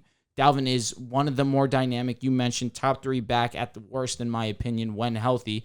It's just he struggles to stay on the field. It's just been a problem of his. Even last year, he missed some time. And last year, he was all-world. Yeah. In my opinion, the Vikings will not be successful if Dalvin Cook is not consistently out there playing at minimum 80% of snaps. Because last week, I think he barely touched 40-something. I think he was at like 43. Yeah. That should never be. He's Dalvin Cook. Like I mentioned with McCaffrey. McCaffrey is that type of dynamic player that will impact your game positively. You need him to win games. Dalvin Cook is also one of those players. I think the difference is that Carolina relies on McCaffrey for everything. Pass game, running game. Say Dalvin, they don't rely on Dalvin? They rely on him on the running game, but I agree with that sentiment. Yeah. With Dalvin Cook out of the lineup, Alexander Mattison gave you over 100 yards versus Seattle. But their rush defense is sorry. I get it. Like 28th. I get it, but I think they might be 32nd now. I get it, but every game Kirk Cousins has been amazing. Versus Cleveland, he got pressure over 50% of the game. When Myles Garrett, he was getting triple teamed and still getting pressure. Garrett Bradbury wasn't good right there. He's a better run blocker than pass blocker. He's too skinny to play the position of center right now. He hasn't been a very good one. I just think Kirk Cousins can keep this offense afloat. You mentioned Thielen and Jefferson, but KJ Osborne has been right there. KJ Osborne has been a breakout player. He's cooled down. Agreed. Yeah, he's cooled down since the first 2, but you're right. He's been a solid guy, and I just think the offense can stay afloat with just Kirk Cousins without Dalvin. But when Dalvin's not there and you don't have a run game going, and then your pass blocking is as awful as it was versus Cleveland, you can't win a game like that. I agree. And Kirk Cousins, he had a big play to KJ Osborne on third down that got called back because of an offensive pass interference. And that could have changed the complexion of the game right there. So it's just been they have just had so many things wrong happen to them. It's either penalties or special teams, offensive line play. Whenever I watch the Vikings play, it feels like whenever they have a big play, it gets called back. So there's always that thing hovering above them. But they're a great team. Browns gave them a lot of opportunities to win that game. The Browns offense didn't look good either. The thing about that is the skill position players look great. The Browns will only be as good as Baker can be. And even with that, they're still winning games. Yeah. They lost against the Chiefs because Baker wasn't like that. You know what I'm saying? The one opportunity they needed him to be like that, he crumbled. Against Minnesota, the Vikings had so many chances to get back in that game. They even had a last-second drive. Vikings just couldn't get it done. That first drive of the game, they looked like they were really clicking. Thielen had a nice catch. Jefferson was getting involved early. You get a first drive touchdown to Jefferson. Obviously, Jefferson has been so solid for them this season, as is Thielen. But after that first drive, everything stalled. Yeah, and it was easy for them to score on that first drive. No doubt. Yeah. That's why the Vikings are tricky. You know, who knows what's going on. It hurts you? Yeah, it does. I get it, They man. were my pick, and they should be 3-1 right now. Man. Go ahead. They're your pick for what? To win the NFC North. They were my pick before That the was season. bold. I couldn't do that. But, hey, I mean, I definitely thought that they would be better. They'd be competitive. This. Yeah. I mean, they should be 3-1 right now. The Browns and Vikings have similar teams that it goes through it's a run-first team. If Facts. Chubb and Hunter going, same thing with Dalvin Cook, and that opens up the play-action passing game. Kirk Cousins and Baker are very similar in terms of playing style. Ooh.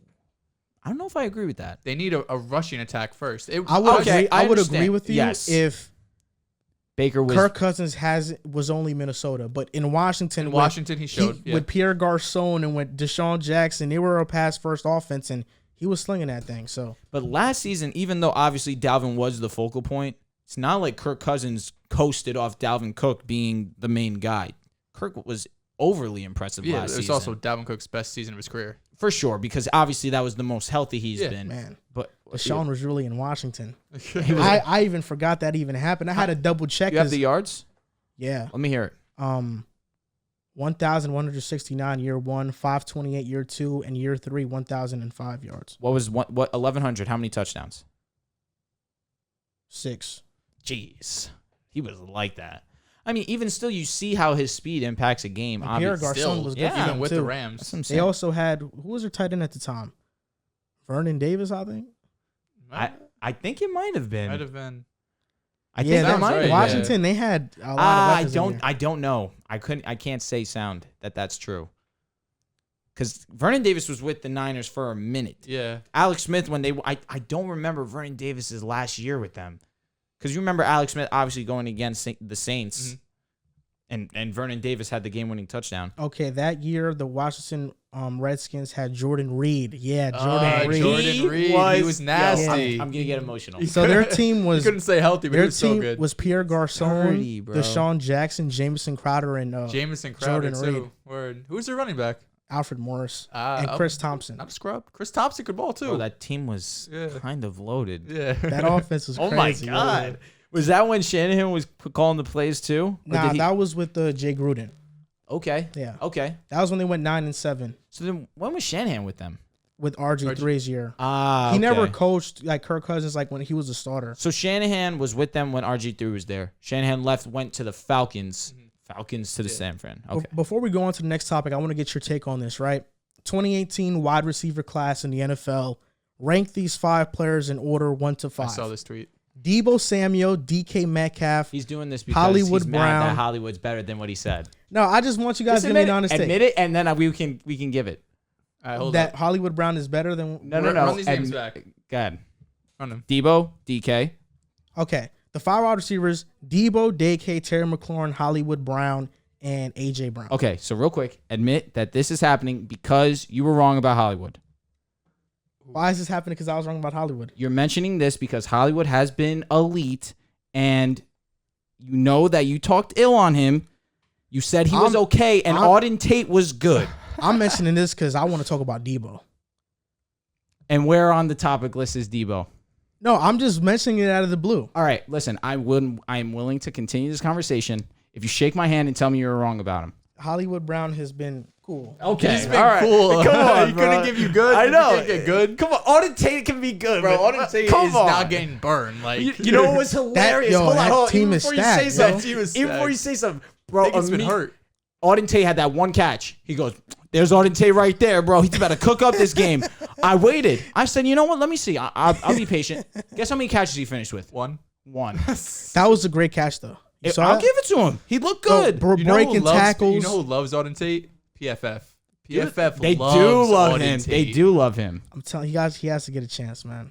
All right, now let's answer the question. Debo, like 4 DK, years. 1 to 5. 1 to 5. List them in order. Oh God, this is All right, tough. Debo, DK, McLaurin, Hollywood. Who's the fifth? AJ Brown. AJ Brown. Yeah. Before the season started, you could I would easily put AJ Brown 1. Yeah. But obviously he has had injury issues. Wait, you have Terry 3? No. What? Oh, okay, I thought I'm this was saying your list. before the season started, I had AJ 1. Okay. This right, is tough. right now, given the situations and everything. Oh, you're going 5 to 1. No. Oh, 1 to 5. Exactly. I'm going 1 to 5. I'm saying So He your hasn't started his list no, yet. I haven't. Okay, Yeah, okay. yeah. So my 1 right now is Terry, given the situation. Number 2 is DK. Number 3, it gets tough for me here because obviously I think AJ Brown, talent-wise, is better than the rest of these guys. It's a matter of health. And same thing with Debo. Yeah. So right now, I'm going to probably go AJ because I do think when healthy, he is better than Debo and Hollywood. And right now, between Hollywood and Debo is the same thing as AJ Brown. Obviously, when he's on the field, his impact is unbelievable, and he is amazing this season and has been.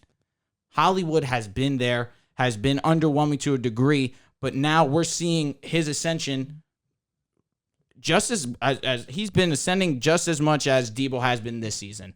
So I'm not going to say that it's out of the realm of possibility that Hollywood right now is on Debo's level. And since he's healthy, I'm going Hollywood and then Debo 5. So just list it again. Terry, DK, AJ Brown, Hollywood Brown, Debo Samuel. I think I'd have the same, but I'm switching AJ and DK. Okay. I can respect that. Yeah. I think Terry McLaurin to me is the obvious number 1. I don't think it's obvious. I think when AJ's Agreed. healthy, he's just as good, if not I better. agree, man. He's Terrell Owens. looking at 2.0. Dude, that is Like, so factual. Looking at what Terry does with the quarterback he has and has had, I have to put Terry 1. I just think he gets so overlooked in these conversations. Number 2 is AJ Brown. AJ Brown is my number 2. He's Fair. a freak of nature. Fair. He's a bigger he can do what Debo can do in terms of sweep and motions. agree. He is there. He's a great route runner and deep threat. Number 3 is Debo Samuel. I'm putting him over DK just because I think he's a better route runner than DK. Recency bias. I think he has better hands than DK, and I think you can involve him in more aspects of the offense than you can DK. I agree. Rookie season, similar numbers. DK has the edge. Second year, Not DK close. is healthy. Phenomenal year. Debo doesn't compare because he was hurt. Yeah. But year 3 right now, Debo is playing far better, and we've seen Debo in the playoffs before, and he was phenomenal there too. So I just have to go Debo because I think you can involve him in more ways on the offensive side. Then I'm going DK, and then I'm going Hollywood Brown. Debo needs to prove to me he could stay healthy for a full season. Agreed. I mean, his first year, he played 15 games, starting 11 of them, but last year he was hurt off and on the entire year. When he was healthy and playing, he was really good. He was averaging almost 55, 56 yards a game, and an offense that really took a step back last year. I think when A.J. Brown is on the field and he's healthy, I know Terry's done it without the quarterback, but I think A.J. could do it too without the quarterback, regardless of who it is. And one thing I want to say, Debo had this all-world game against the Lions, against the Eagles. Something Hollywood didn't have, though. And the only game of his season that he's been mediocre. Every other game, he's been unbelievable. I don't want to hear it. Against the Packers, Debo was average. 5 for 50, that's whatever. Against the Seahawks, their secondary, I had a few plays. But the big play really came, and he was wide open. He was wide open. Of course, that's an easy play to make. He's by himself. And Seattle's secondary is not anything that I'm praising him too much overly. You know what I mean? It's going to be interesting this year because to have him over DK, that's all I'm saying. That's rough. I think Trey Lance is going to come in and Debo is not going to keep this up. I mean, they're going to come in. They're going to be even more run heavy, especially because they're going to get a couple of their running backs coming back from injury. And with Trey Lance, it's not like Shanahan's going to give him the whole playbook like he does with Garoppolo. It's going to be much more run centric, and the pass plays are going to get called back. Now, we did see this past week Debo got loose for a 75-yard touchdown. He could do that any given week. But it's whatever. I don't care. It's a broken play. Yeah. Agreed. But that could happen. It could happen any week. Yeah. Agreed. But I just think with this offense and Trey Lance, I don't think Debo is going to keep this up. I can agree with you, but I think if there's one person that's going to, remain, the production is going to be the same, would be Debo. Like, the other receivers, I'd be more worried about, like Kittle and it would be IU. This production is crazy. Debo has been Lance's security blanket. Let me disagree with you right here because look at what happened last season. Debo came back. Obviously, Debo is better than Ayuk, in my opinion. I think Ayuk is just as good. I agree, but what happened last season? Who was the primary wide receiver last year? Brandon Ayuk. I was going to say Debo played 4 games. Hurt, he didn't play. Debo played towards the end of the season. Mm-hmm. Ayuk's breakout happened towards the end of the season. And so that's what I'm saying. We saw once the quarterback change happened, Ayuk became the guy. So we can't sound right now that Lance is going to come in and Debo's still going to be consistent because we haven't even mentioned George Kittle, who hasn't really had that impact that he's normally had every single time he's on the field. It's not possible that Lance relies on Kittle, who's probably one of the safer weapons on the team. Yeah, I understand you. I think you have a great point. But just back to the conversation that we were having, I just think I can, like, if I were building an offense, I could probably build it around Debo better than I could DK. That's tough because if we're not talking about injuries, right? How many freak of nature athletes at the wide receiver position do we have right now? Freak of nature, physique. You throw me the ball over the top. 9 out of 10 times I'm catching the ball. You make a great point. We have 2 players on this list. You make a great point. I mean, but AJ and DK. Fair. But at the same time, you look at the best receivers in the league that aren't that. Devontae is not a freak of nature athletically. I disagree. Michael Thomas, when healthy, is not that. Even Tyreek Hill, speed-wise, yeah, no doubt. But in terms of, like, physique, he's not. Hop is Megatron. I mean, Hop's like he's 6'3" and he's 220 probably, but we saw with the Hail Murray last year, like he's gonna get up and jump over 6 people. I agree. So just because of that, I just think DK. I saw Russell Wilson drop a pass right in the bucket to DK versus the 49ers and him drop it. Like I see these instances where DK AJ has those problems too, where he just drops them. But I will say, AJ. What makes him so amazing to me is his play after the catch. His run after the catch, he's probably best in the NFL. I don't think DK has. We're talking about it and get chills. Yeah, like, bro I don't is think really DK like has that ability. I disagree. I think AJ's on a different level. I agree with that. I think DK, his different strength, level. I think AJ's the best in the league. See, I can't. I really like. He's like what Odell used to be, except he's bigger and stronger and faster. DK doesn't have the elusiveness. Similar to Odell, the injury's early because when you're an elusive type player and you're putting your body through obvious, not natural motions. You know what I'm saying? Obviously, this guy's juke moves are ridiculous. His ability to just run through guys and carry them is ridiculous. But it takes a toll on your body, and we're already seeing it early. Yeah. But I do think DK's elusiveness isn't on that level, though. Another thing, his route running, people were disrespecting his route running. DK. I could pull up the tape right now on him. Absolutely. Maybe it's a Patrick Peterson thing because Jamar Chase absolutely did him. Yeah. Bro, that route was nuts. Faked in, went out, went back in towards the middle of the field and took that 50 extra yards. Like, that's just a special type player. He's growing. That's exactly. Yeah. And that was his big thing, the 3-cone drill. Remember you were saying it all the time? He does have to get better in that, though, because I think his route running? Yeah, he does have to get better to a degree, but when you're 6'4", 1 or 4'4", like you'll figure it out eventually. Just get me on the field. Yeah, exactly. He's already making plays without it, so if he gets that, he can really blossom. I agree. Even more than he already has. Faster than a 4'4", honestly. No, you ran a 4.3. Yeah. 4.3. I think a 4.3. I don't want to give a false third number. Take a guess. 4.38. 3.3. No way. Oh, my God. This is no pro day 40 time out. This is NFL. You talked about DK getting disrespected pre-draft. I think the guys we're about to talk about got disrespected pre-draft. Best rookie performance is Zach Wilson. The disrespect towards this man's name. He's been getting violated. Mac Jones. He was the most polarizing quarterback coming into the draft.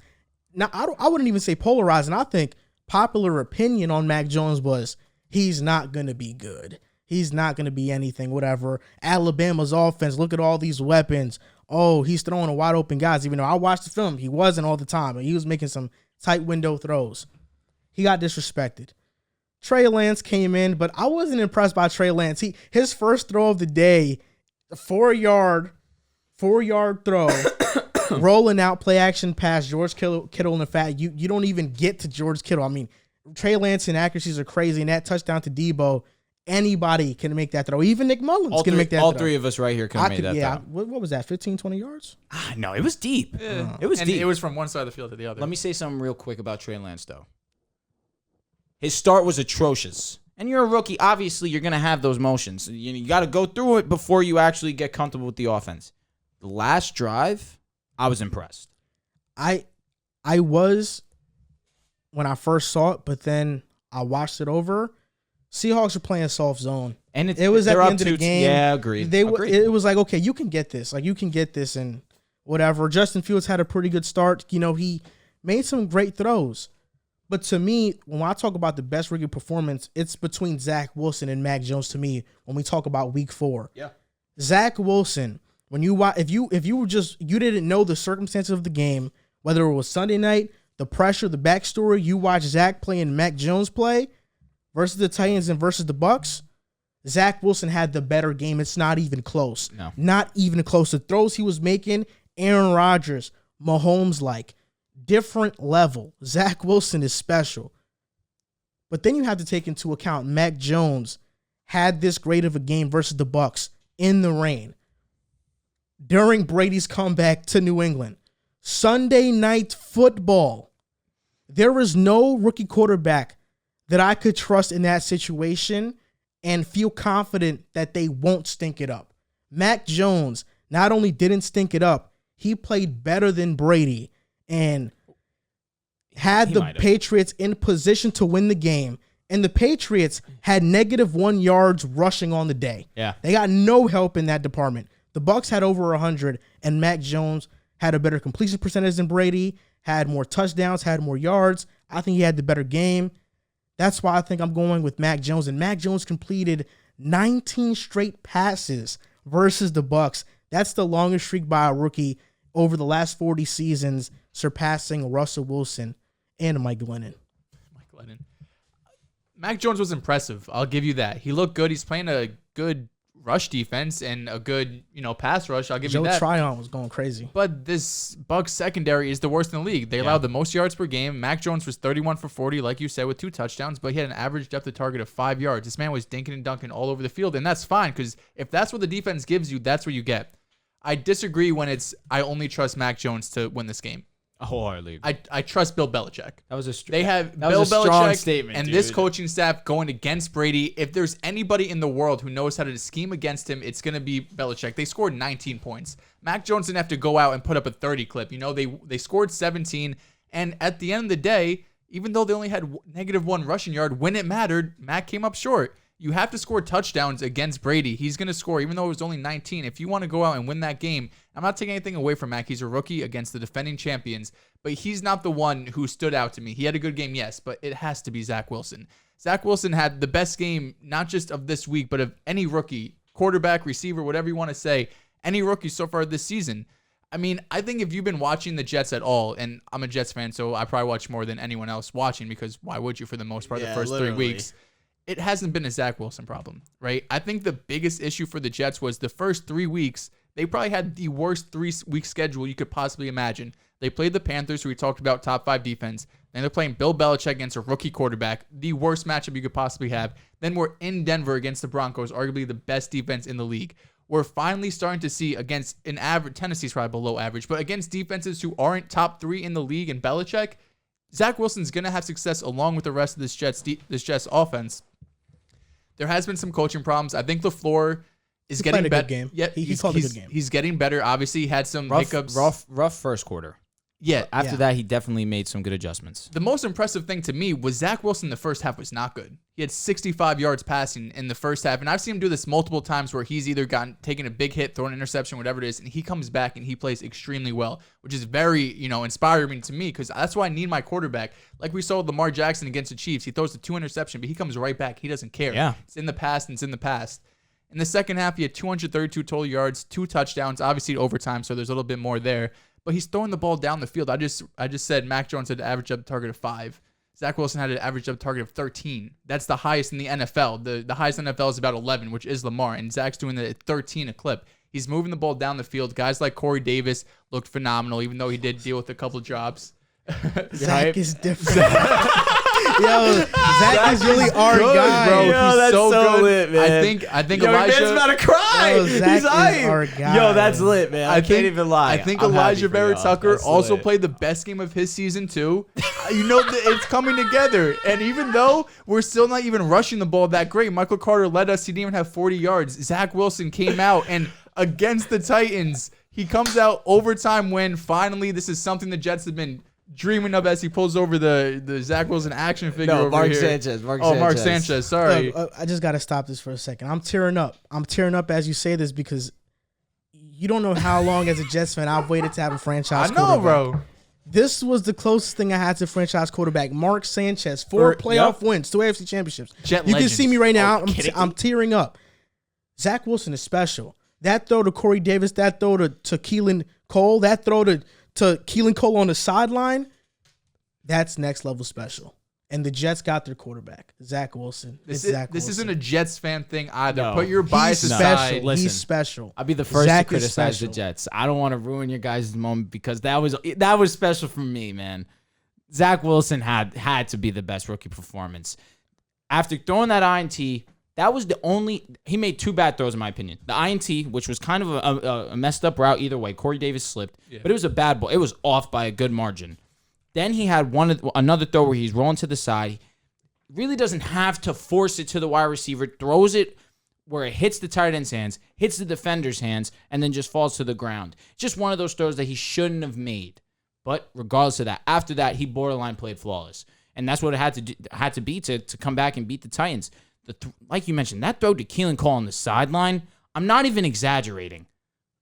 I don't even know if I've seen... Russ has probably made that throw a few times. Or this early into his career? He made a similar one against the Patriots to Braxton Berrios, Has too. Dak ever made a throw? Like, Dak's one of the more accurate quarterbacks in the league. Has no. Dak ever made... No. Going across his body? Like... He's going from one side of the field to the other, like 25, You know what 30 I love yards about out. Zach Wilson, too? Zach Wilson on ESPN NFL, they posted something on Instagram that said, most impressive throws, they had Zach Wilson. Zach Wilson reposted out on the story and said, correction, most impressive catches. Ooh! I love him. What he brings to the... Leader. He is a leader. Leader. He is a leader. More of a leader than I've seen anyone else be in this rookie class thus far. I want to give Mac his flowers because his pocket presence is among the best I've seen out of any rookie of the last few years. It takes time to really get comfortable in a pocket. Obviously, if you're an elite end like Kyler, obviously, like Lamar, like Mahomes, you get comfortable in that pocket. But Mac isn't overly the type that's, okay, pocket's collapsing, I'm scrambling out of here. He's not. He's more of a, okay, I see this guy coming in. I'm going to take a step up. I'm not going to try and do too much. Oh, this guy's coming to pressure me. I'm still going to make my throw because I trust my ability to put it where I want it. He made one mistake, and it was in that exact same scenario. He's being rushed. He sees his guy, still has the confidence to make the throw, basically puts it on the receiver's hands. That wasn't a bad throw. It was just too tight of a window for my liking.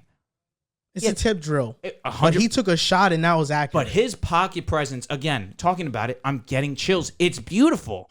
Mac Jones is like This that. early in your career, of course, you do have a solid O-line in the Patriots, and you're in great hands in Bill Belichick and that coaching staff, Josh McDaniels.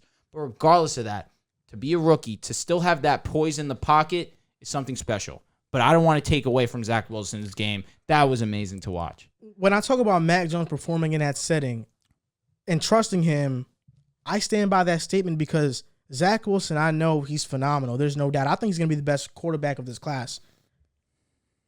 But if Zach Wilson was in that game, if Fields or Lance or Lawrence were in that game, do I think they throw 2 to 3 interceptions? I do. Mac Jones, I think, keeps the game close. I think they throw 2 or more interceptions because they have big plays. Exactly. And they're not I don't want to say any better than that because that's exactly it. Mac has been comfortable with the check down, with the intermediate type throws. Like you guys have mentioned multiple times, they don't have that type of big threat over the top player. Even though Nelson Aguilar has been that type of receiver in the past, they're not using him that way. And Jacoby Myers is just one of the more reliable receivers, right? Exactly. But so even when you talk about the Patriots and their offense, I don't think Fields or Lance could run it. Wilson has a chance, but that's not his style. I agree. And even Lawrence has a chance. I'm not ready. Fields could run it. I don't know if Fields could. Pro style offense at Ohio State. One thing I will will pass him like that. I want to give Fields the benefit of the doubt. His O-line is horrible. It's so bad. Like I can't believe that they're putting him in this position right now. Coaching's worse, probably. And you're right. And listen, I'm gonna have to eat my words with Matt Nagy. His play call is not benefiting Justin Fields at all. But I also didn't think you needed to put him in this situation this early. I get you want to see what you have and see if the pick is worth trading up or whatever. I don't know. But if Mahomes could sit, you can sit. And it's not obviously Andy Dalton had the injury. Yeah, when Alex Smith is balling, it's a lot easier to start him. But it's not like Andy Dalton's a scrub. You know what I'm saying? Yeah, it's just that they're putting Fields in a bad position, and it's going to allow outside. I hope it doesn't. But outside people are going to drill Justin Fields because he's not performing when ultimately it's bigger than just him. But Nagy's hoping that Fields saves his job because if Fields goes, he plays well, and you're at the end of the year, maybe you only have 6 wins, but you see Fields progress over the season. Nagy, for real. Nagy could go to ownership or GM if they end up keeping him as well and say, listen, I know we've struggled, but you see the progress week after week. I'm the right guy for Justin Fields. Yeah. Do you really want a new offensive system for his second year in the league? And what are they, 2-2? Yeah. Even with all that, they're 2-2. With Bill, I think Bill Lazor calling plays, they'll be fine. I think Matt Nagy can keep his job if he agrees to not call plays, because when Bill Lazor does it, they're good. They're good. He called plays this past week, right? Yeah, and that's why Fields had a good game. I remember seeing that, but did Nagy come out and say, like, Lazor's calling the plays this week? What were Fields? No, he didn't. They kept it a secret until after the fact. Okay. Yeah, then he said they called plays, and it was obvious because Fields had a good day. Yeah, I mean, did he really have a good day? 200 yards, the best he's had. No, an interception. 0 touchdowns. Yeah. Be honest, Montgomery carried. It was fine. Yeah, I mean, you just look. Listen, the first week was god awful. Yeah. So this second week, take it, learn from it, keep it pushing. Also, a key stat: Zach Wilson had 2 throws of 50+ air yards versus the Titans. That's what he now joins. 50? He now joins this elite company. The only rookies to do it as rookies were Dak Prescott, Deshaun Watson, Kyler Murray, and Justin Herbert. Not bad company, bro. 50 is crazy. Yeah. Oh my God, was that 50 to Corey and Keelan? Yeah, that's ridiculous. Yeah, and that throw to Corey, it's perfect. How did it fit in that window? It was perfect. Double covered. Barely any separation at all. It literally just fell perfectly. That 50-yard throw to Keelan Cole, I think, that throw to Corey Davis was phenomenal. Zach set his feet. He got a chance to set his feet. That throw to Keelan, he didn't set his feet. He just slinged it 50 yards accurately. Keelan scores on that if he doesn't need to drop. Man, Zach is different. I can't believe people were comparing Zach to Drew Lock, That was his draft comparison. Do that. Drew Lock has arm talent, but not like that. He's just stupid. He has a big arm. I should say, not arm talent. He has a big arm. What he has? He has a power arm. Yeah, that's what he has. That's what Trey Lance kind of scares me about, because I think Trey Lance has a great arm, but I did not see him throw any touch on the ball. It's all fastball, fastball, fastball. It doesn't matter if he's 4 yards away or 30. Like, he's just throwing the ball as hard as he can. What I'm remembering vividly about the exact same situation you mentioned was on 3rd down on the last drive, he must have thrown that ball 60 to 65. If it's not Deebo Samuel, it's a drop. Deebo crossed body, contorts his body, and was able to bring that catch in. He's doing too much right now, and I think that the game's just moving too fast for him, and that's why he looks a little bit worse. Maybe they should have drafted Mac Jones after all, man. Number 3 overall pick. Do you think it would have been a whole lot more different? I feel like Lance's ability to run is going to be... We need to see what Shanahan does, have a whole week to game plan for Trey Lance, make up a scheme for... he has it already, but let's see it implemented with all these different RPOs. The last time he did that, though, was with RG3, but RG3 out of college is far more accurate than what Trey Lance is right now. My God. And RG3 he was as a passer is underrated. And he was considered inaccurate, for Shanahan's liking. You're saying RG3? Yeah. But, we'll see if Trey Lance, does get only 1 week, one full game he played, or not even a full game. Barely. A couple quarters. We're going to talk about a coach who made some comments. It was your head coach, Vic Fangio. I'll mention your take on this. All right. I haven't heard it yet. And was he wrong to call out John Harbaugh? After the game, he said Ravens' run at the end of the game was kind of bullshit, and notes that he's never seen anything like that in his 37 years of coaching in the NFL. And John Harbaugh followed back and said, I don't know that there's a 16-point touchdown that's going to be possible right there at the end of the game. Vic Fangio called 3 timeouts with under a minute left and also passed the ball with 10 seconds left. So how do you feel about it? I have a couple mixed emotions because obviously I want to support Fangio. I am a fan of his. We've been solid up until this point. Very. But I can't agree with that sentiment. I watched on Christmas Day last year. Oh, God. This is a nightmare for you. One of the worst days of my life. Ruined my Christmas. I watched Alvin Kamara get touch after touch after touch after touch when they were smoking the Vikings because they wanted to give him the touchdown record. He's like, at least if you're going to say something, say accurate statements, please. I don't like my head coach being bitter about losing in that type of sentiment. If you're bitter about losing and you're angry at the team because they underwhelmed you, I'm fine with that. Don't take it out on the other team after we just got smoked. We got embarrassed. Of course, Teddy goes out and Drew Lock coming in cold. I didn't expect much. I would have liked to see something. Obviously, you're Drew Lock. You got to be prepared for anything. He looked terrible. He looked very bad. And, of course, we're going against the Ravens, who are one of the hotter teams in the league. But so are we. Yeah. And once Teddy went out, the life went out of us. And we were in mile high. We should have had any kind of energy. We were up early 7-0. And after that, the Ravens never looked back. I'm all for history as well. You know what I'm saying? Like, I'm the type of person where if you got a chance to do something special, like AP had a chance to break the all-time rushing record and put that aside for a second and went with team first. I can respect that, but at the same time, I want to see AP do it. As a fan of the sport, I want to see things that have never been done. This Raven rushing record is unbelievable. How many games is it now? 45 or something like that? Dude, they're probably the best rush offense we will ever see in our lifetimes. So, if me being a Bronco fan, I'm upset that we lost, but I cannot be upset at the Ravens. They played their game better than us, and it's that simple. I don't agree with Vic Fangio.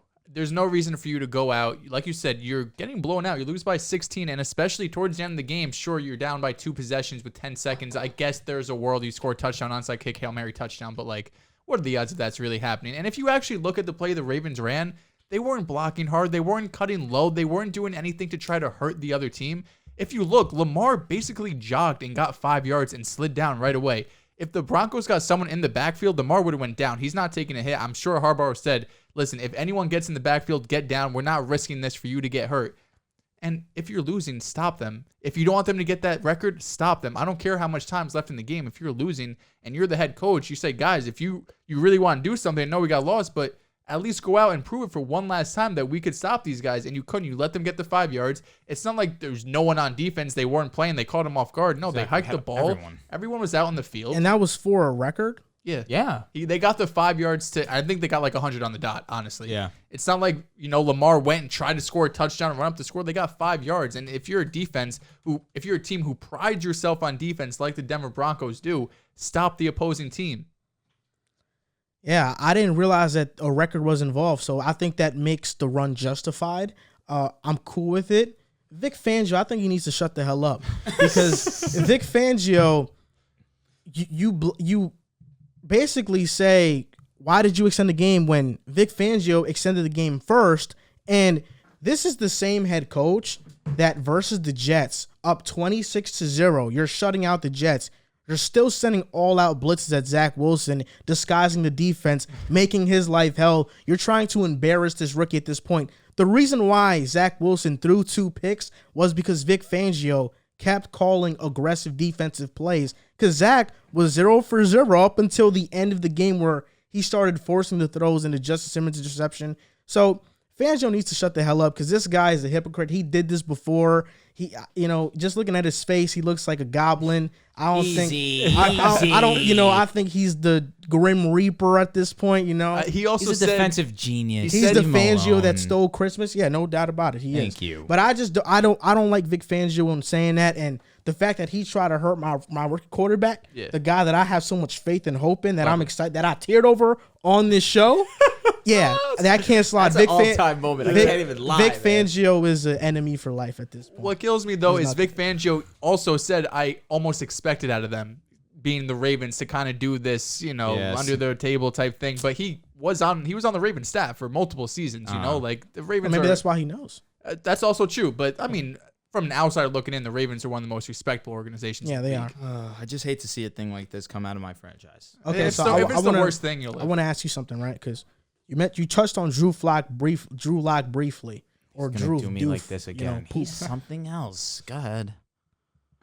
You have a TikTok that has 400,000 views. 500,000. Okay. Yeah. Wow. Okay. Checking. I like it. In that TikTok, you said, you know what Teddy is. You want to see what Drew Lock is. You wanted to start him. What is your stance now? My initial stance was, I want to see what Drew Lock can be. And if he's not, I'm okay with it. Because we're not in a position right now to be successful. Ultimately, I said I know what Teddy Bridgewater is right now. And that wasn't a bad thing. If people took that as a bad thing, that's on them. I mean, at first, people agreed with you. Yeah, and I think people still should. I mean, Teddy has been doing essentially... I don't know. In what sense? I look at the comments just from what I see. I don't read the comments, because I know that it's going to be nothing but, oh, you're stupid, Teddy Bridgewater. Well, when the video first got put out, which bunch before of the people season, did agree. Everybody said, "Yo, spot on. This is how I feel. I'm a Broncos fan. I agree. Yeah, trust in Lock." But now everybody's saying, "How do you feel now, Teddy B?"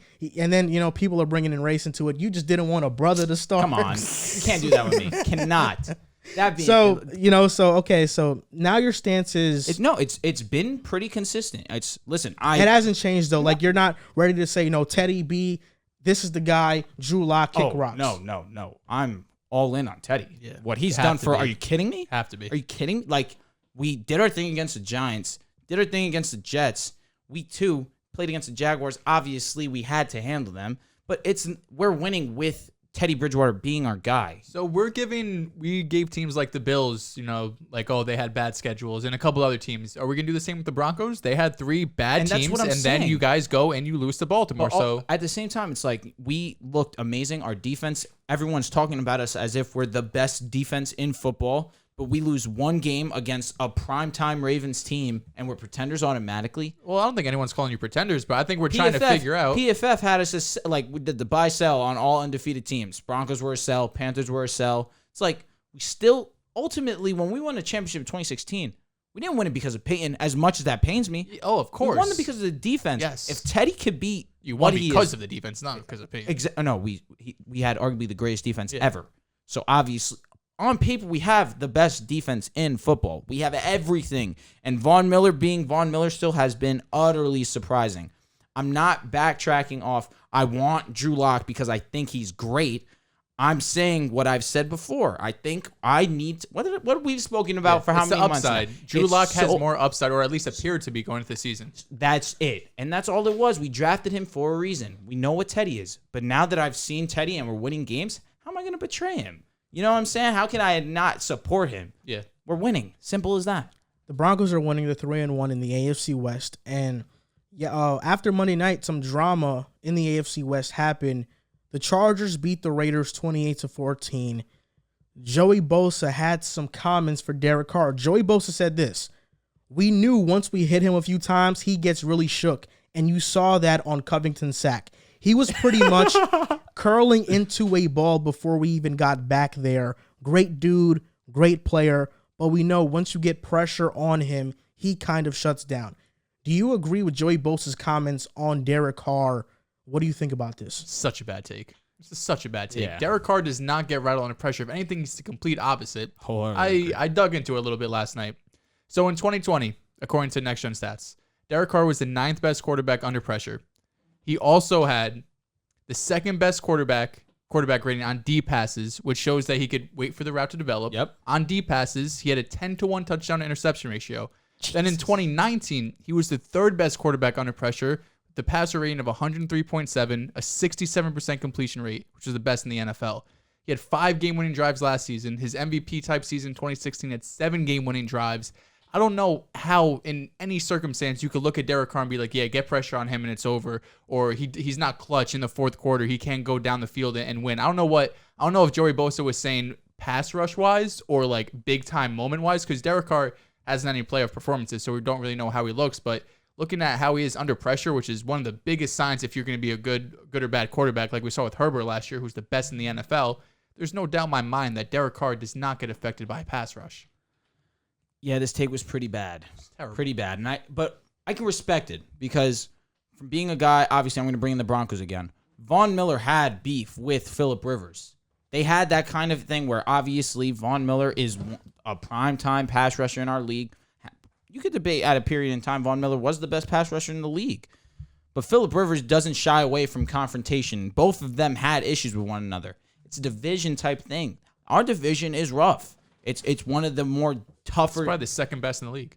I wholeheartedly agree with that. So I don't mind the comment by Joey Bosa because obviously you see this team 2 times a year. It's a rivalry. Obviously, they're playing in their old state where they used to play. Obviously, so there's that little added issue there.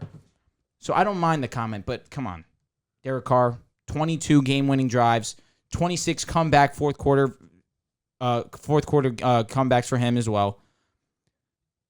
If you're going to talk trash, at least be accurate. You could say, Derek Carr just isn't like that. Derek Carr just isn't prime time like that. Derek Carr isn't just on the elite level type quarterbacks, not prime time, because obviously he is prime time when he has the talent around him. I just think that he needed to be more tactical with what he's saying. If you're going to talk trash, be accurate. Don't say something to the media that's obviously going to get people like us on a round table and say you're wrong. But do I respect that trash talk? No doubt. Derek Carr responded. He said, the game I watched, we came out and fought a little after they got up after a bit and little. This is like a word salad right here. Okay, I'm going to start over. The game that I watched, we came out and fought a little bit after they got after us a little bit up front. Fine. The opinions I care about are what Gruden and Ollie told me when I came in the building yesterday and today, and it will always be that way, especially with my teammates, but we'll see them again. He's entitled to say that. Great player, great dude. I just don't think he watched the game in the same order I did. If you want to base Derek Carr crumbling under pressure on his win-loss record, you might have an argument because in 2019 and 2020, the Raiders started out 6-4 and then didn't make the playoffs and crumbled down the stretch. But if we're just talking about his play, which I think that's what we should measure this by. Agreed. You mentioned 2020, ninth best quarterback under pressure. 2019, 3rd best quarterback under pressure. 2020, 8.7 yards per attempt when pressured, 2nd highest in the NFL. And you mentioned 10-to-1 touchdown ratio. This guy has been all worldly when he's under pressure. I think Derek Carr is one of the more underrated quarterbacks. And now that the Raiders are finally doing good and better than everybody expected, more people are starting to see it too. Joey Bosa, natural trash talk. And Derek Carr talks a lot of trash too, so this was a response to that. But the Raiders will face the Chargers later on in the season at Allegiant Stadium. So we'll see who has the better of who that day. But I think this was an inaccurate statement. You couldn't be more wrong about Derek Carr. He's a warrior. I think he's a warrior. I don't mind it, really. I mean, I want more rivalry in our game. Name a rivalry in the NFL that really sticks out to you right now. The only one, Lamar and Mahomes, but they don't really have beef with one another. There's no real beef in the NFL right now. So I don't mind. This is the first real issue we've had in the media, player to player, outwardly, that we're aware of in a while. So I'm more than okay with this. I want a little bit more of this. You don't think Jalen Ramsey, D-Hop is that? You know, it's fun, but they have mutual respect for one another. You know what I'm saying? I think that's what all these guys have. But I don't know. This was more direct. This was more of a like, yo, this guy is not like that. It was a shot. But it's the same thing with Lamar and Mahomes. They respect each other. But they've never openly come out and said, of course, I'm the guy. You know what I mean? You don't think they make too much money to throw shots? I don't think they make too much money to throw shots because look at the NBA. Russ and Embiid, they will go at it easily with one another. NBA is just full of a laundry list. It's also a beefs. different sport because when you're on the court together playing, Embiid and Russ and Lamar and Mahomes, who are never on the field at the same time. But that's why also an edge rusher talking trash to a quarterback is lit. But also in the NBA, you can see when they're talking. In the NFL, helmets, they're probably talking all day. Like Derek Carr says, I talk trash to him all day. Tom Brady, you look at his mic'd ups, he's always talking trash. I just don't think we hear it or we see it because of the helmets. It's just blocking everything. But usually if it gets to a point like when Richard Sherman had a problem with Crabtree, they'll bring it to the media if it really gets to that point. Sherman's a character. Norman and Odell. But think about how much people gravitated towards those events. Amazing. Oh, Marshawn Lattimore, Mike Evans. That's another one. Yeah. That's another one. But this is what brings people to the games. Carolina versus the Giants. Like the Giants were, I guess at the time they were a solid, respected team. Carolina obviously was one of the better teams. But people weren't caring about Cam Newton and Eli Manning. Yeah, no. They were worried about what Odell's going to do. Got shut out in the first half, but what Odell do in the second half? Had the game-winning touchdown, game-tying touchdown, whatever it was. It's those type of rivalries, those type of moments that really are what make the NFL entertaining. Tyrann Mathieu Brady. Just thinking one. Andre Johnson, Finnegan. That was a movie. Who didn't Jalen Ramsey and AJ go at it? Like AJ went behind Jalen and choked him out. Like DK and was this not Slay last year? No, who was it? I'm hyped. We're just listening. No, DK and Slay didn't go crazy. DK just ate up Slay. It was DK and who did he go up against on the Eagles? And they were beefing like the entire first game. It was I'm like 99% sure it was Slay. DK. They got it was like a Monday night game, like Jalen Mills or something. I don't know. I think it was Slay. It was. They were going back and forth. I mean, DK was kind of cooking him, but DK violated him. He dropped a touchdown. Slay had a rough back-to-back. How about it was DK and Devontae? D-Hop and D'Angelo Hall. Oh my God, D-Hop made him look silly. That is one of the best moments ever. Period. Yeah. And that was right. D-Hop's like third year maybe. Like he was mad young. I forget what did he even say to him. Did he just say nothing? No, it was. I think D'Angelo Hall was actually complimenting. Oh my God, no, he dropped him. Yeah. That's what he did. Yo, that's fast. D-Hop said, "I'm gonna break your ankles," and he went out and he got hurt on that play. You're so right, bro. I forgot he had to get carried off the field. Yeah, he got embarrassed. That was awesome. D'Angelo Hall actually was like saying, yo, good job. I think, but he said like, good job, Brooke, or good job, Youngin or Kid. I don't know, one of those two. And D-Hop was like, yo, don't call me that. Yeah, you got tight. That's lit. That's lit. That's when you know you're like that. Yeah, and this guy, I think one of the, you ever seen D-Hop? He went up to a coach. I think a coach went up to him. A coach went up to D-Hop and said, you're the best receiver in the league. And he was like, I know. Yeah, he's real. I know. He's ice for that. You kidding me? He has a TikTok. He does? Yeah, he's popping on TikTok. I mean, when you're D-Hop, people are just going to easily gravitate towards you. We got to tag D-Hop in the comments, get him to see this video. He's going to be like, I know I'm like that. I don't need y'all telling me. Yeah, D-Hop got to tell us about that moment. Listen, I'm cool with that. He could do whatever he wants. Come on the show anytime. You kidding me? So now we're going to go on to our last segment of the show. Let's go. And it is NFL Pick'em Week 5. Our Week 5 predictions. Don't forget to drop down your predictions in the comment section down below. And this is the topic we do every week, a little fun game, trivia game to see who comes out with the best record. NFL Pick'em Week 5. First game tomorrow night, Thursday night. Seahawks versus the Rams. Who's winning? Game. It's in Seattle. Oh, Seattle, yep.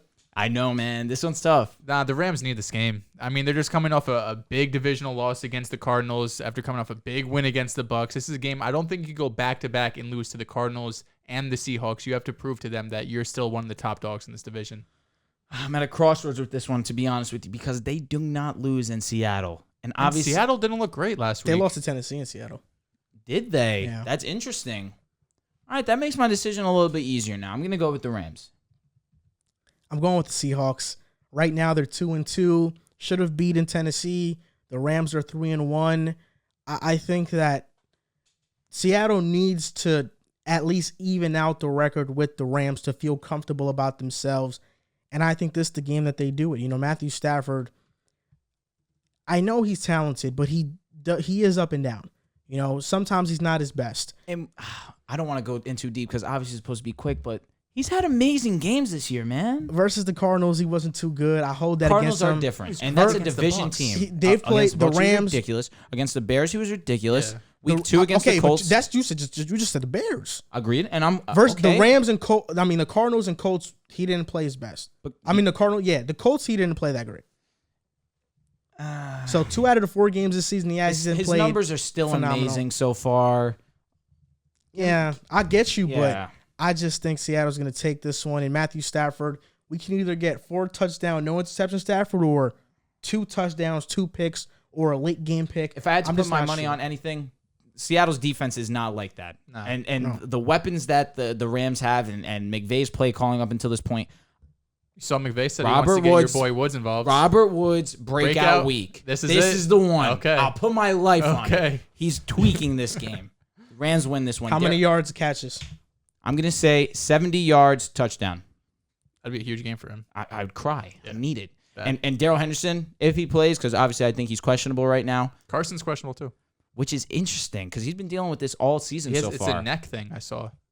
And that sucks because obviously they just paid him, and he's looked good. Yeah. I mean, he paid him, but it's guaranteed for 1 year. So. Which is fine. But 12 touches, 80 yards, it's like he's always been efficient. Yeah. That being said, Seattle's defense, as good as Bobby Wagner is, as good as Jamal Adams is. Jamal's a scrub. Easy. He's not a scrub. I understand. I know. I get it. I'd hold some animosity towards him too. So next game, the Jets versus Falcons. London game in the UK. What do you think? This is also a tough one. This is easy. You're going Jets? Yes. Oh, my God. Yes, 300 yards, 3 touchdown performance by Zach Wilson. Yeah, this is Jets. The Atlanta Falcons have not looked great this season. I mean, I know Matt Ryan's, starting to pick it up a little bit, but that defense is god-awful, and I don't really believe in whatever that offense is doing. And I think Cordell Patterson, that's a whole nother segment, but I think that's a bit of an anomaly. I am going to go the Falcons, and I understand where that might be an issue. Hey, I have my reasons. The Jets' pass rush has been amazing, and that's why I think it's been one of the best in the league. It's been phenomenal. We're going to violate Matt Ryan. And that is a strong possibility. Bryce Huff. But I'm not fully confident in the Jets' offense as a whole right now. I need to see it another week before I can start giving them wins against teams like the Falcons, because Falcons haven't been completely garbage. You understand what I'm saying? They've been bad. They lost last week, and they shouldn't have.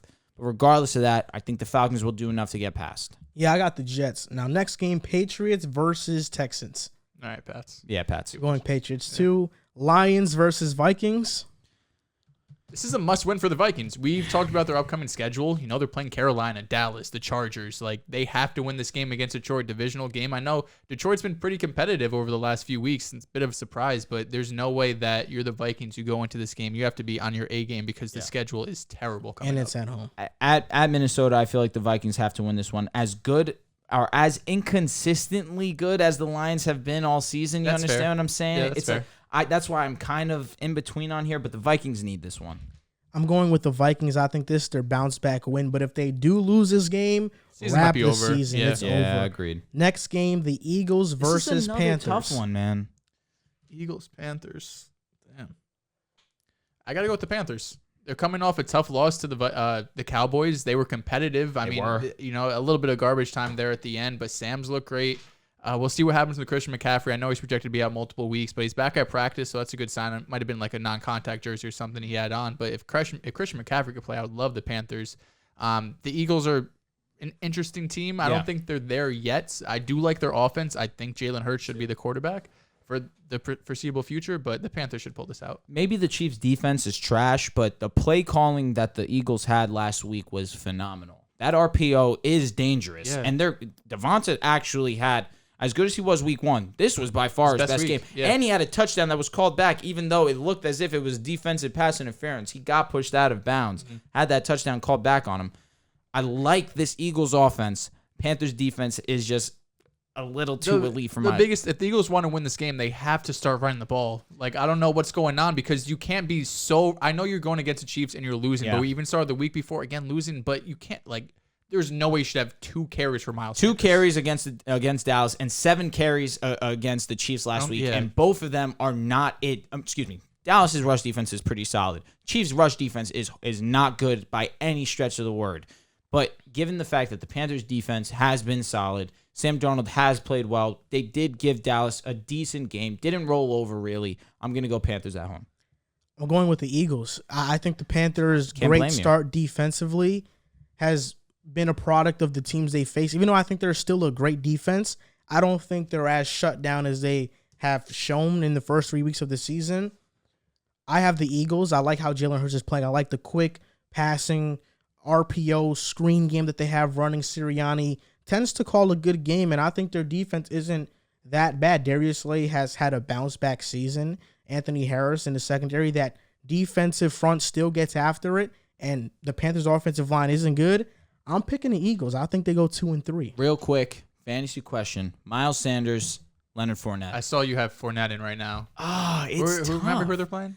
Buccaneers are playing the Dolphins. Dolphins, yeah, bro. The Dolphins might have the worst rush defense. That's why I'm leaning Lenny, but it hurts to sit Miles because you know it's inevitable. It is. He's gonna bounce a 70-yard touchdown any week. Next game, the Saints versus Washington. These are 2 teams I don't really like, honestly. I'm going Washington. Their offense has been surprising up until this point. Heineke has been overly impressive to me, truthfully. That play going backwards that he completely just turns around and says, oh, the check down's wide open, sees him perfectly, gets him. I think that was to J.D. McKissick, I'm almost positive. Yeah. Ends up being a huge gain for them. For a touchdown, I think, right? Or was that I think so. Yeah, no. I think you're right. It was at the one he tried to extend and get into the goal line. But Saints really, they've been whatever up until this point. Losing last week against the Giants, borderline inexcusable. Up 11. You shouldn't have lost that game at home. Giants really aren't a team that's really good enough to overcome a game like that. Are or the Saints at least at home this week? No, they're not. They're at Washington. Yeah. I don't know. The Saints need to start getting Kamara involved more. I know he's getting a ton of carries, but I don't know how you don't get him involved in the passing game. He's your best weapon by far on offense. 0 targets last week? 0, That's crazy. The Washington's defense has been surprisingly terrible. Garbage. So bad. I'll take the Saints. Okay. I'm taking Washington because the fact that the Saints have been competitive in games and they have no threat at the wide receiver or tight end position has been astonishing to me. It's been a testament on Sean Payne's play calling and also just having an elite offensive line. I mean, their offensive line allows them to suck at every single skill position outside of running back and still be a functional offense. I just think Washington has it on both sides, and Washington's biggest weakness is the Saints' biggest weakness, right? I mean, Washington, they don't have any corners. Their secondary is not that great. Agreed. But the Saints, their wide receivers aren't that great. So this is a perfect matchup for Washington. I think they win this game. Next game, the Titans versus Jaguars. This is another ugly I think game. we see the Jaguars' first win at home. Urban Meyer, he needs this win, truthfully. And the Titans showed that they're a beatable team. And Trevor showed that he could be big and be at least competitive against a solid team like the Bengals. I think Trev has a really good game. This is probably going to be his best game of the season thus far, and it's right in the stars for them. I agree. I think the Jaguars coming off a competitive game where, like you said, Trev had probably the best game of his career. There is a ton looming over this franchise. The one thing that fixes everything is winning. So 100%. if they could win this game, especially AJ's probably going to be out. Julio, we'll see. If they're both out, then yeah, I love the Jaguars here. But regardless, I'll take them to win. The Jets have one of the better defenses in the NFL, and that's crazy to say, but they do. Michael Carter and Bryce Huff are both top 15 corners according to PFF so far this season. That Huff guy is Hall.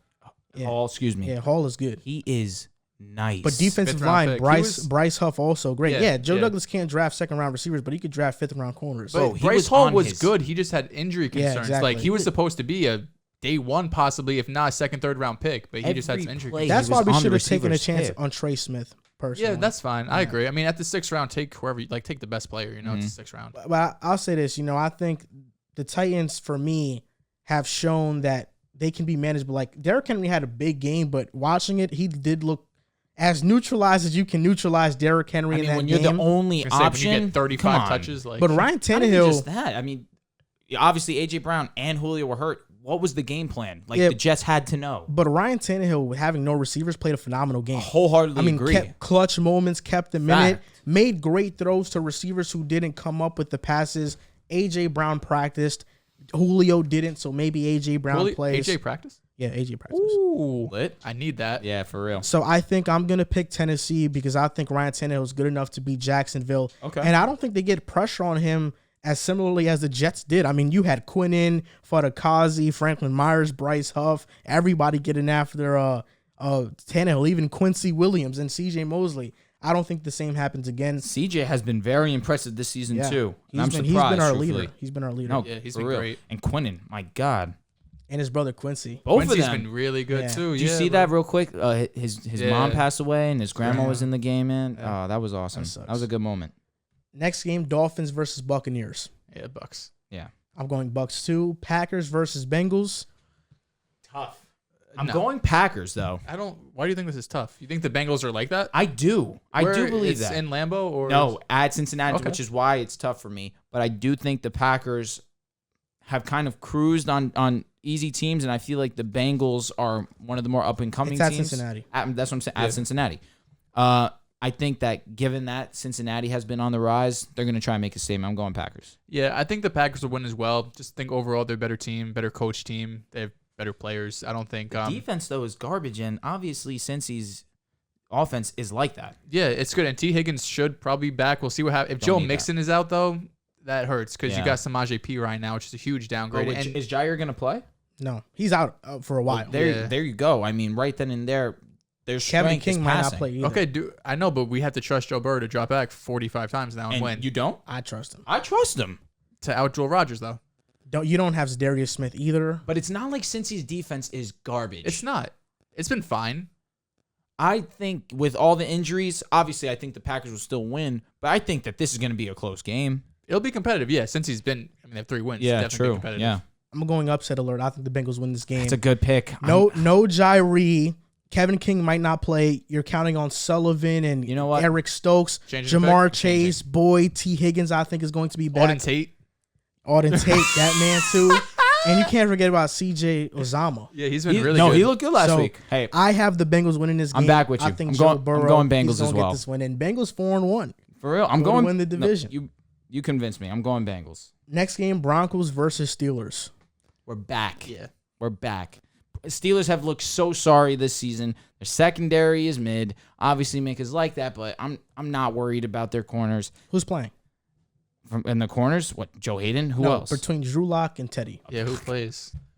From my mouth to God's ears, Teddy Bridgewater. If it's Drew But Lock, he didn't practice. He's still in concussion protocol. oh, but that's that one of might those- take a week. I Another was going week. to say, the concussion's one of those things where once you pass, you're good, though. It's not like it's a That's hamstring. what I'm saying. You know, So like- that's what I'm saying. I'm optimistic Teddy plays. If Teddy plays, we win. If Drew Lock plays, You lose. I think you still I'm gonna win. throw it into the we do win. this Our Steelers- defense is good enough. Their offense sucks, They're dude. bad. I can't wait But for you guys next have year. no Judy Cameron. Those are huge losses. Bro, Haven't had him. Come on, man. Tim Patrick is like that. He's Let's good. loves not- Tim Patrick. I love him. He's good, Noah though. He's Fant good. has Tim been Patrick good. is your my Auden Tate. I was low-key thinking that too, but Tim Whoa. Patrick is better than Auden Tate. He gets burned Yeah, in catches come and on. receptions and touchdowns. It- Auden Tate I doesn't. don't know if he got. Look at Tim time. Patty's numbers this year. Tim He's had- Patrick's. I like him. I me like him. too. And Cortland Sutton, you kidding me? Like, I don't have to speak on him. Inconsistent so far though. To be enough fair, of him. I agree. That being said, Marlon Humphrey, James Bradbury. What do you want him to do? Yeah. What do you want him to do? He had a disappointing game against the Jets, but you guys were kind of cruising the whole Yeah. game. If Drew Lock plays, you guys lose. If I- Teddy Bridgewater I put plays, money this on is it. a very close money game. on it. If Drew Lock plays, If Drew Lock plays, what is it? What do you want to let's say? do a friendly 10. Okay. All right, lit. All right, sweet. I would never put my money on Drew. You think I want to? I ride with my guys. I think the Broncos will get it done regardless. The Steelers' offense it's hard to watch, honestly. It honestly on the eyes is almost as bad as like an Adam Gase run offense just because they can't throw the ball down the field.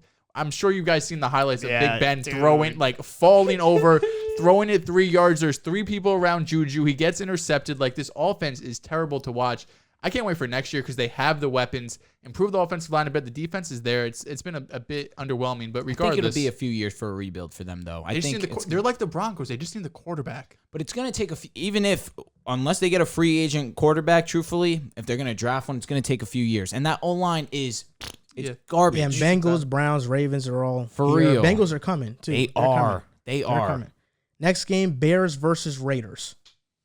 I'm going Raiders. Yeah, for sure. I think Justin Fields, this is another game where he should level up a little bit. He only had 200 yards, no big touchdowns. Justin Fields guy, man. Of course, I'm a big Justin Fields. I like all the rookie quarterbacks, I was a big Justin Fields guy. He just hasn't been overly impressive right now. Yeah, and again, we've said it. It's not his fault. It's true, but he's showing me those throws and those moments where he can be big time. Yeah, that's all I want to see. Fair enough. It's a little disappointing. I don't know why they're not getting Allen Robinson more involved. Darnell Mooney looked phenomenal last week. But this is another stepping stone for Justin Fields against a defense who's good, but it's not Myles Garrett 4.5 sacks great. I saw a report saying that Darnell and Justin Fields is the next best wide receiver duo. Yeah, that's ridiculous. That was PFF, right? Yeah, man. Like, they're crazy.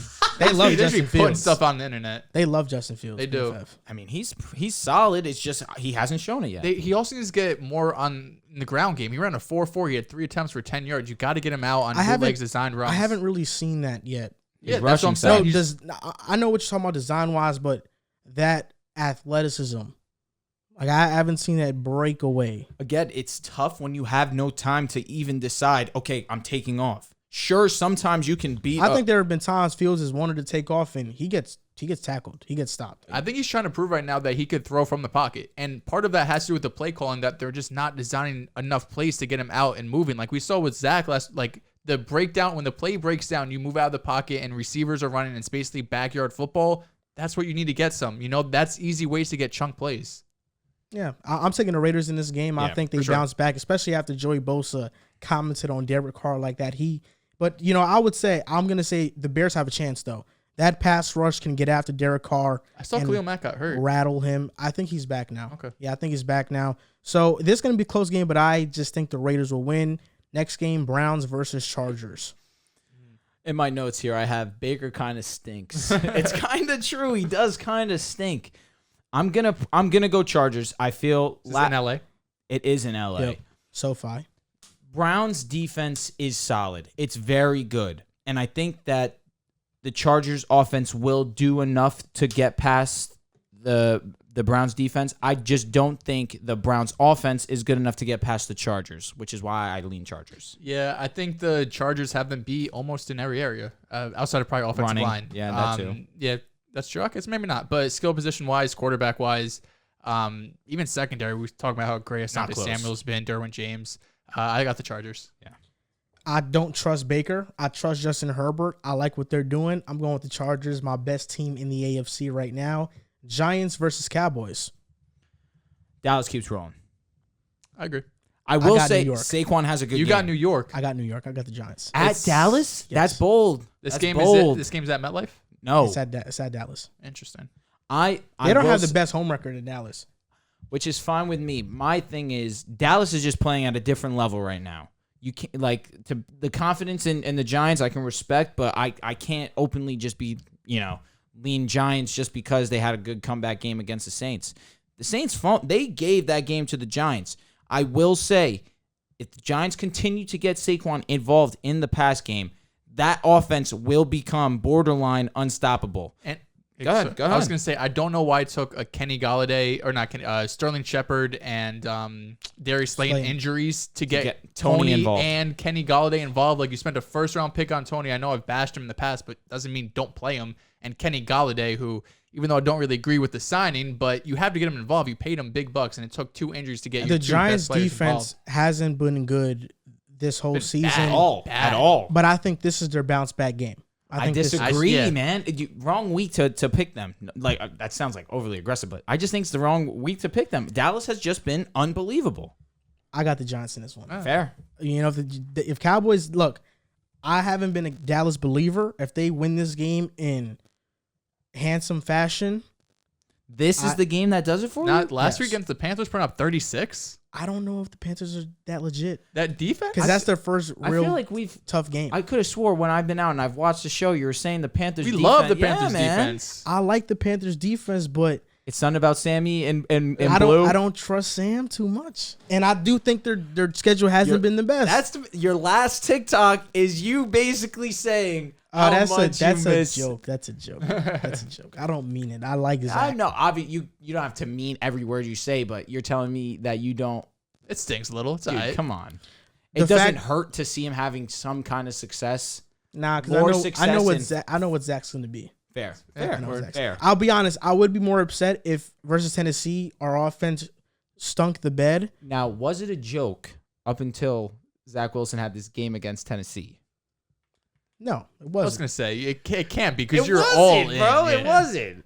But now I look at the Jets and, hey, LaFleur isn't as bad as Adam Gase, and I feel happy about that. I mean, come on. You could go. But I do think the Giants, they're going to surprise some people. I saw a Logan Ryan interview. I watched it. I listened to it. Said a lot of good stuff I liked. So I'm gonna pick a buy. He feels vibes. And you know what? With that, I can respect. Facts. 49ers versus Cardinals. Cards. Yeah, Cardinals as well. There's too good right now. Yeah, especially Trey Lance starts. I got Arizona, but I have Arizona regardless. Bills versus Chiefs Sunday Night Football. Ooh, great game. Great game. I just don't think Bills are ready for prime time. Ooh, it's in Kansas City? Yes. It's in Arrowhead, yeah. Yeah, I think this is it. I think the Chiefs are going to win this game, but if they play again and Buffalo, who, even though the Chiefs would have the tiebreaker if they win this game, this could be the year that the Bills do it. I don't know. The Chiefs, we have to wait to see if the defense turns around. Their offense looks as dominant as ever, but part of me wants to go with the Bills, but I don't want to have to root for them. Give me the Chiefs. I don't want to root for the Chiefs. I'm just going with what I think is going to happen. Even slate, if this game were to happen, I would pick the Bills. But because the Chiefs are behind the Raiders, the Broncos, and the Chargers in the AFC West standings, this game means too much. They have to get above 500. They have to win this game. They know it. I think they beat the Bills. Josh Gordon's all supposed to play. Love to see that. Oh, my God. I'm going to start crying. Next, Monday Night Football, Colts versus Ravens. This is going to be a great game. Your best 1-3 team. This is going to be a really good game. Your best 1-3 team versus the best team in the AFC. Best team in the AFC. And with that being said, I'm going best team in the AFC. Yeah. Ravens win this game easy. Yeah, the Ravens should have no problem with this. Carson Wentz just hasn't been great this year. Still dealing with some ankle injuries. He'll probably have another injury at some point in this game. Easy. Come on. It's a little rude. It's rude, but it's kind of true, no? Yeah, the offensive line is just bad. I know, and no Quentin Nelson, so that's not going to make it better. It's just tough because obviously I like the weapons that they have. Pittman is solid. Yeah. Zach Pascal and they don't have I don't think Pittman or Pascal's a 1. But Pittman has been. Pascal definitely not. Pittman, don't think so. He doesn't have the speed. Who? Pittman or Pascal? Pittman. But Pittman's route running abilities is very good. He's solid. And finally, they involved Jonathan Taylor so heavily in the rush game. Is it a surprise that they had an easy coasting win? Yeah. Like, give him the rock, please. Marlon Mack got some burn, too, even being a healthy scratch. It's going to open up the pass game. Maybe that's someone the Ravens go after. Marlon Mack. He was in the, on the trade block. Don't need that. I spent a lot of fab on Latavius Murray. Yeah, that would stink. I'm going with the Ravens. I don't think the Colts bounce back against the Ravens. They haven't looked the best to me, and Carson Wentz went from the Eagles injured offensive line to the Colts injured offensive line, and so unfortunate. The Eagles no receivers to the Colts no receivers. Outside of Pittman, but Zach Pascal, he's not the best, and T.Y. Hilton is always hurt. He's been hurt these past couple of years. I think the Ravens win. Should be a run-first team with Jonathan Taylor getting 80% of the running back work, sprinkling Nyheim Hines on every once in a while on third downs or a 2-minute drill if you really want to, but should be a run-first team and let Wentz just not screw up. And that's going to do it for NFL Pick'em Week 5. Drop in your predictions in the comment section down below if you're watching on YouTube. And for the last portion of the show, TikTok questions. We do this every show. You guys throw in questions on TikTok. We answer them on the show. Makes it very easy to clip it and to know what I'm actually looking for. So thank you guys for the content because this helps me a lot. First question. Who is taking the AFC and why? I got the Kansas City Chiefs. Yeah. I know you sound sick about that. I know that they have the worst defense in football, and honestly, I don't really care. I think with Steve Spagnuolo, they have some veterans in there, Chris Jones, Honey Badger, that have done it before, have been on championship teams, have done deep playoffs year in and year out. I mean, even though they're the worst scoring defense and the worst yardage defense, first or second worst, there's not much that could stop me from taking Patrick Mahomes and Andy Reid with Travis Kelce and Tyreek Hill. Like, this offense is just too good. They're going to be a dynasty. We already know this. They're going to take the AFC. I have difficulty with this one, can't lie. I think the Ravens are right there with them. And the Chargers are also right there with them. But I just ultimately can't count out the Chiefs.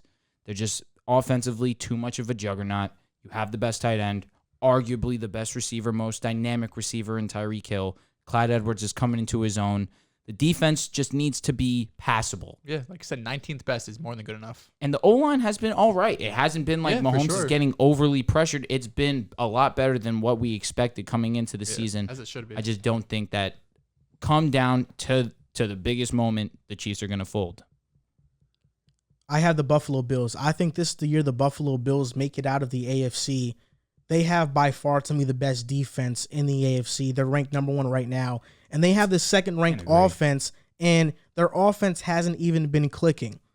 I trust the Bills personnel and Sean McDermott along with Leslie Frazier more than any other coach and defensive personnel in the AFC.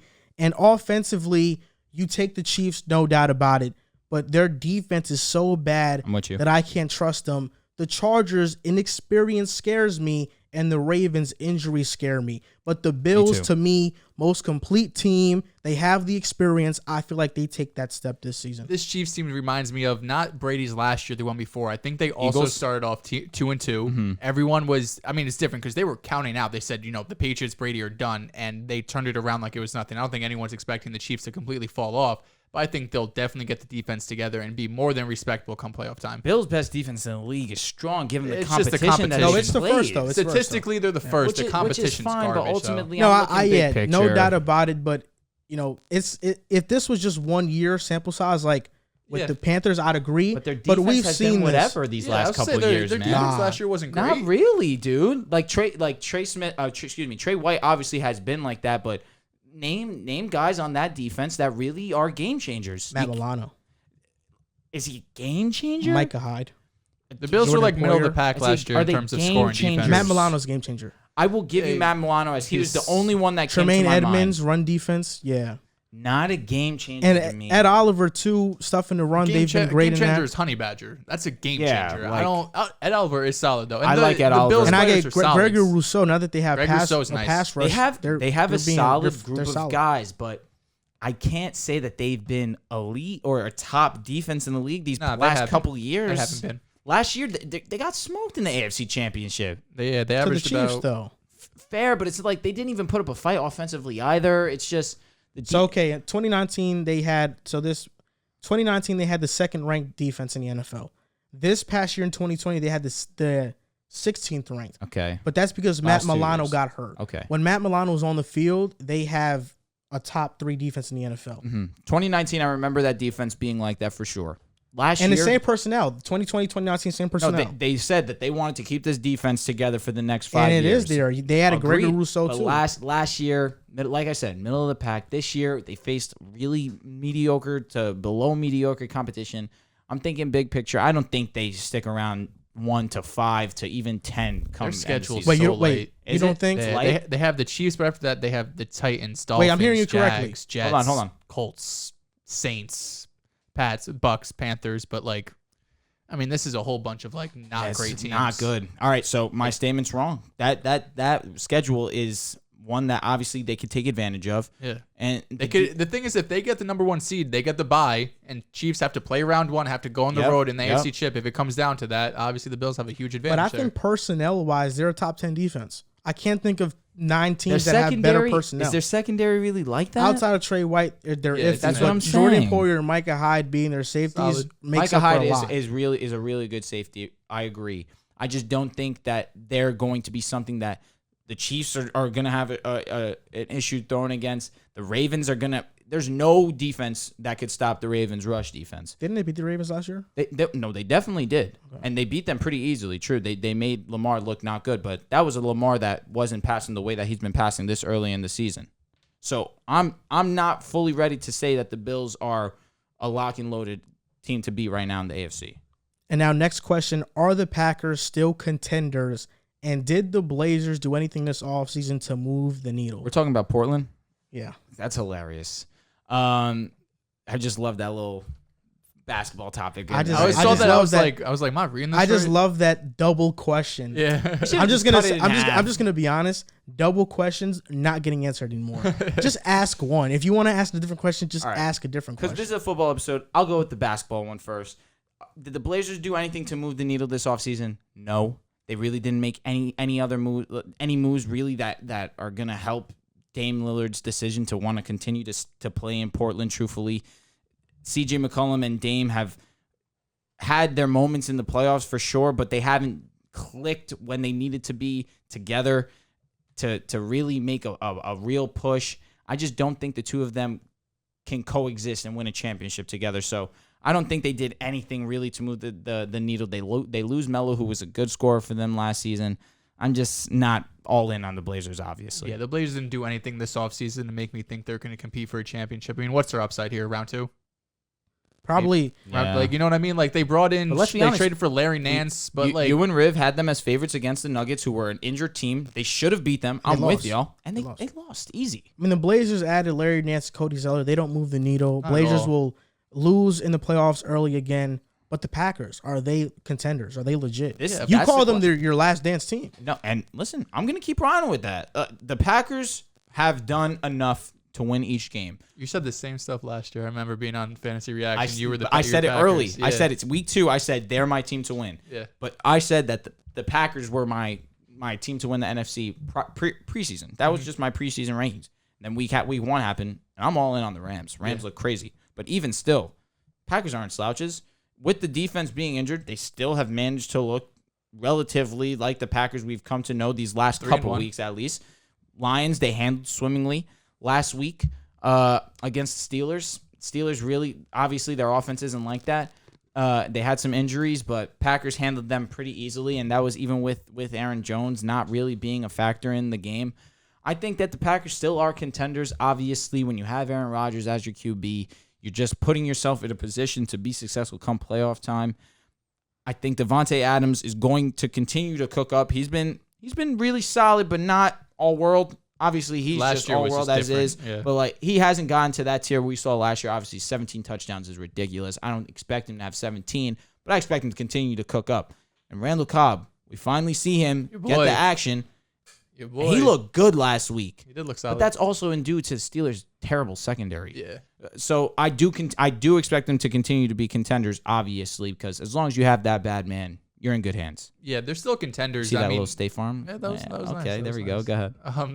I think the Packers are solid. I think you look at the NFC, and there's definitely, for sure, there's a handful of teams that are better than them. I think the Rams are better. The Bucks are better. I don't know if the Cardinals are right there. They're 4-0, but we haven't seen them in the playoffs. I don't know if Kyler had to go to Lambeau and play.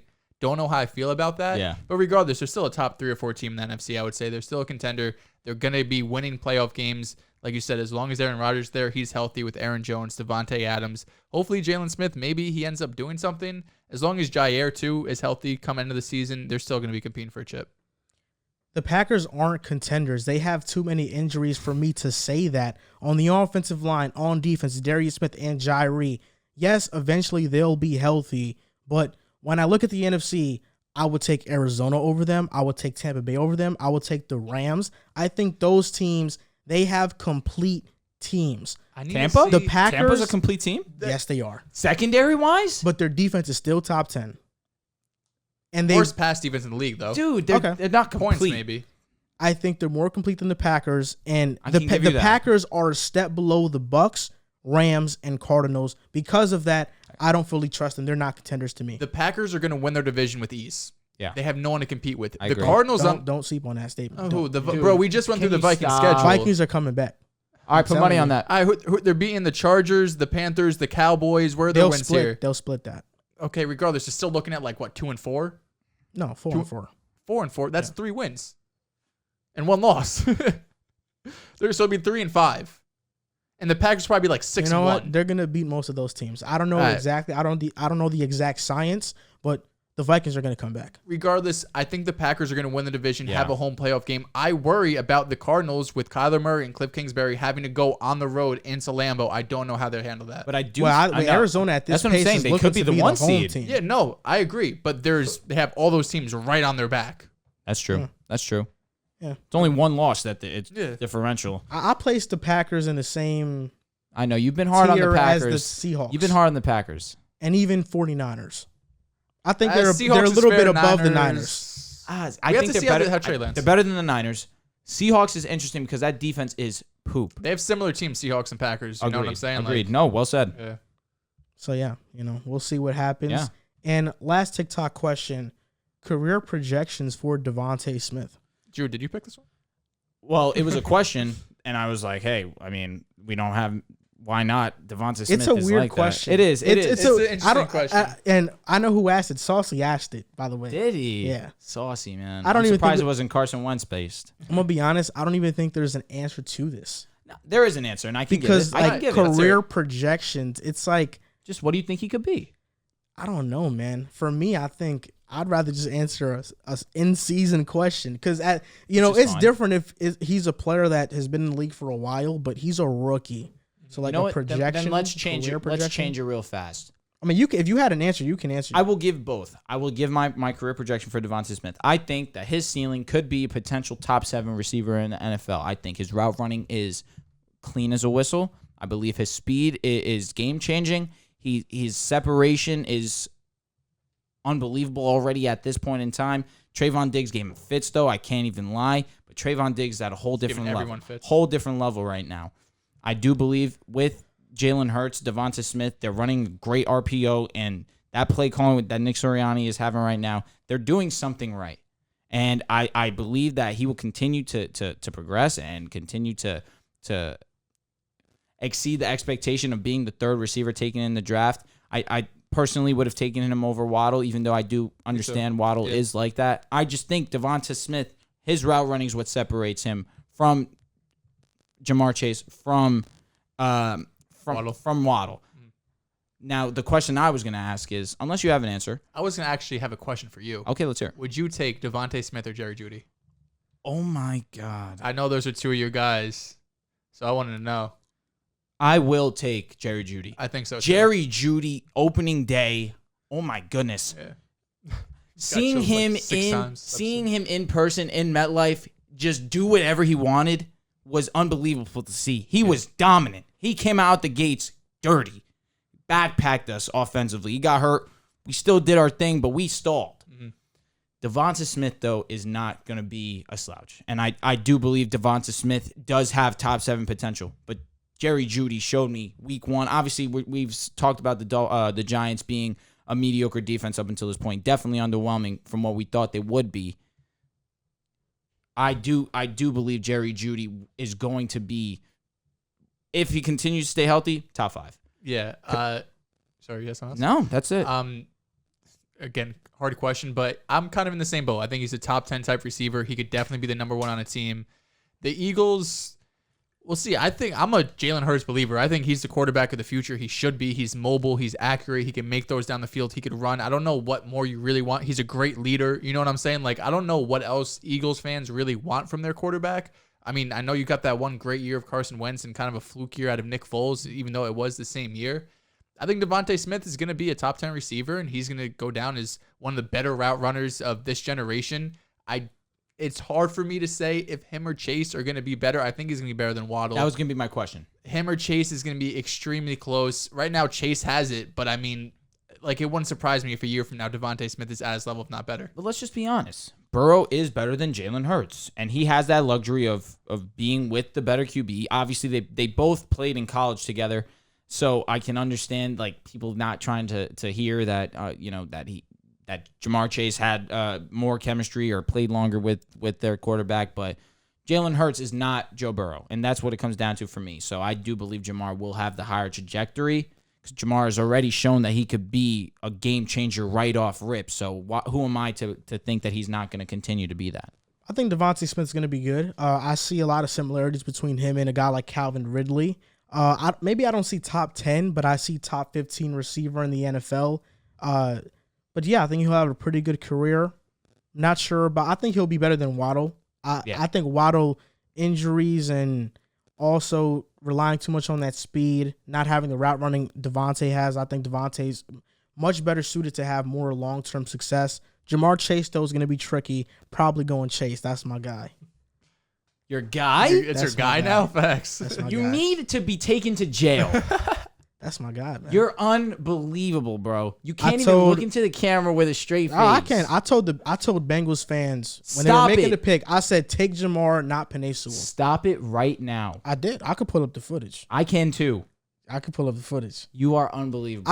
What I said was that if Jamar Chase keeps producing at the rate he was producing it in the preseason, Auden Tate could do that. He could give you that production and be better. It's not. You're even- crazy, bro. Dude. Jamar Chase came out his first month in the NFL. He was a top 10 receiver. Dude, he might. That's why he's Well, in probably the like top preseason, 5. what was he? Who cares? It's a preseason. Okay. Jefferson was getting third-team reps last preseason. I'm saying though, if that same production led to the regular season, Auden Tate could do that. But you were the one overreacting to the preseason.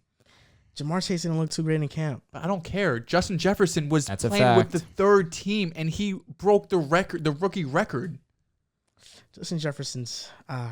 Who's better? Justin Jefferson's what, bro? He's putting up a great season. Justin Jefferson isn't like that?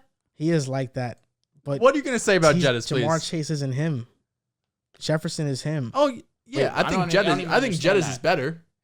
You think Justin Jefferson's better than? Speaking of it, those are my guys. Ooh, Hold that's up. icy. Well, let me show the camera real quick. I don't know if I'll be able to.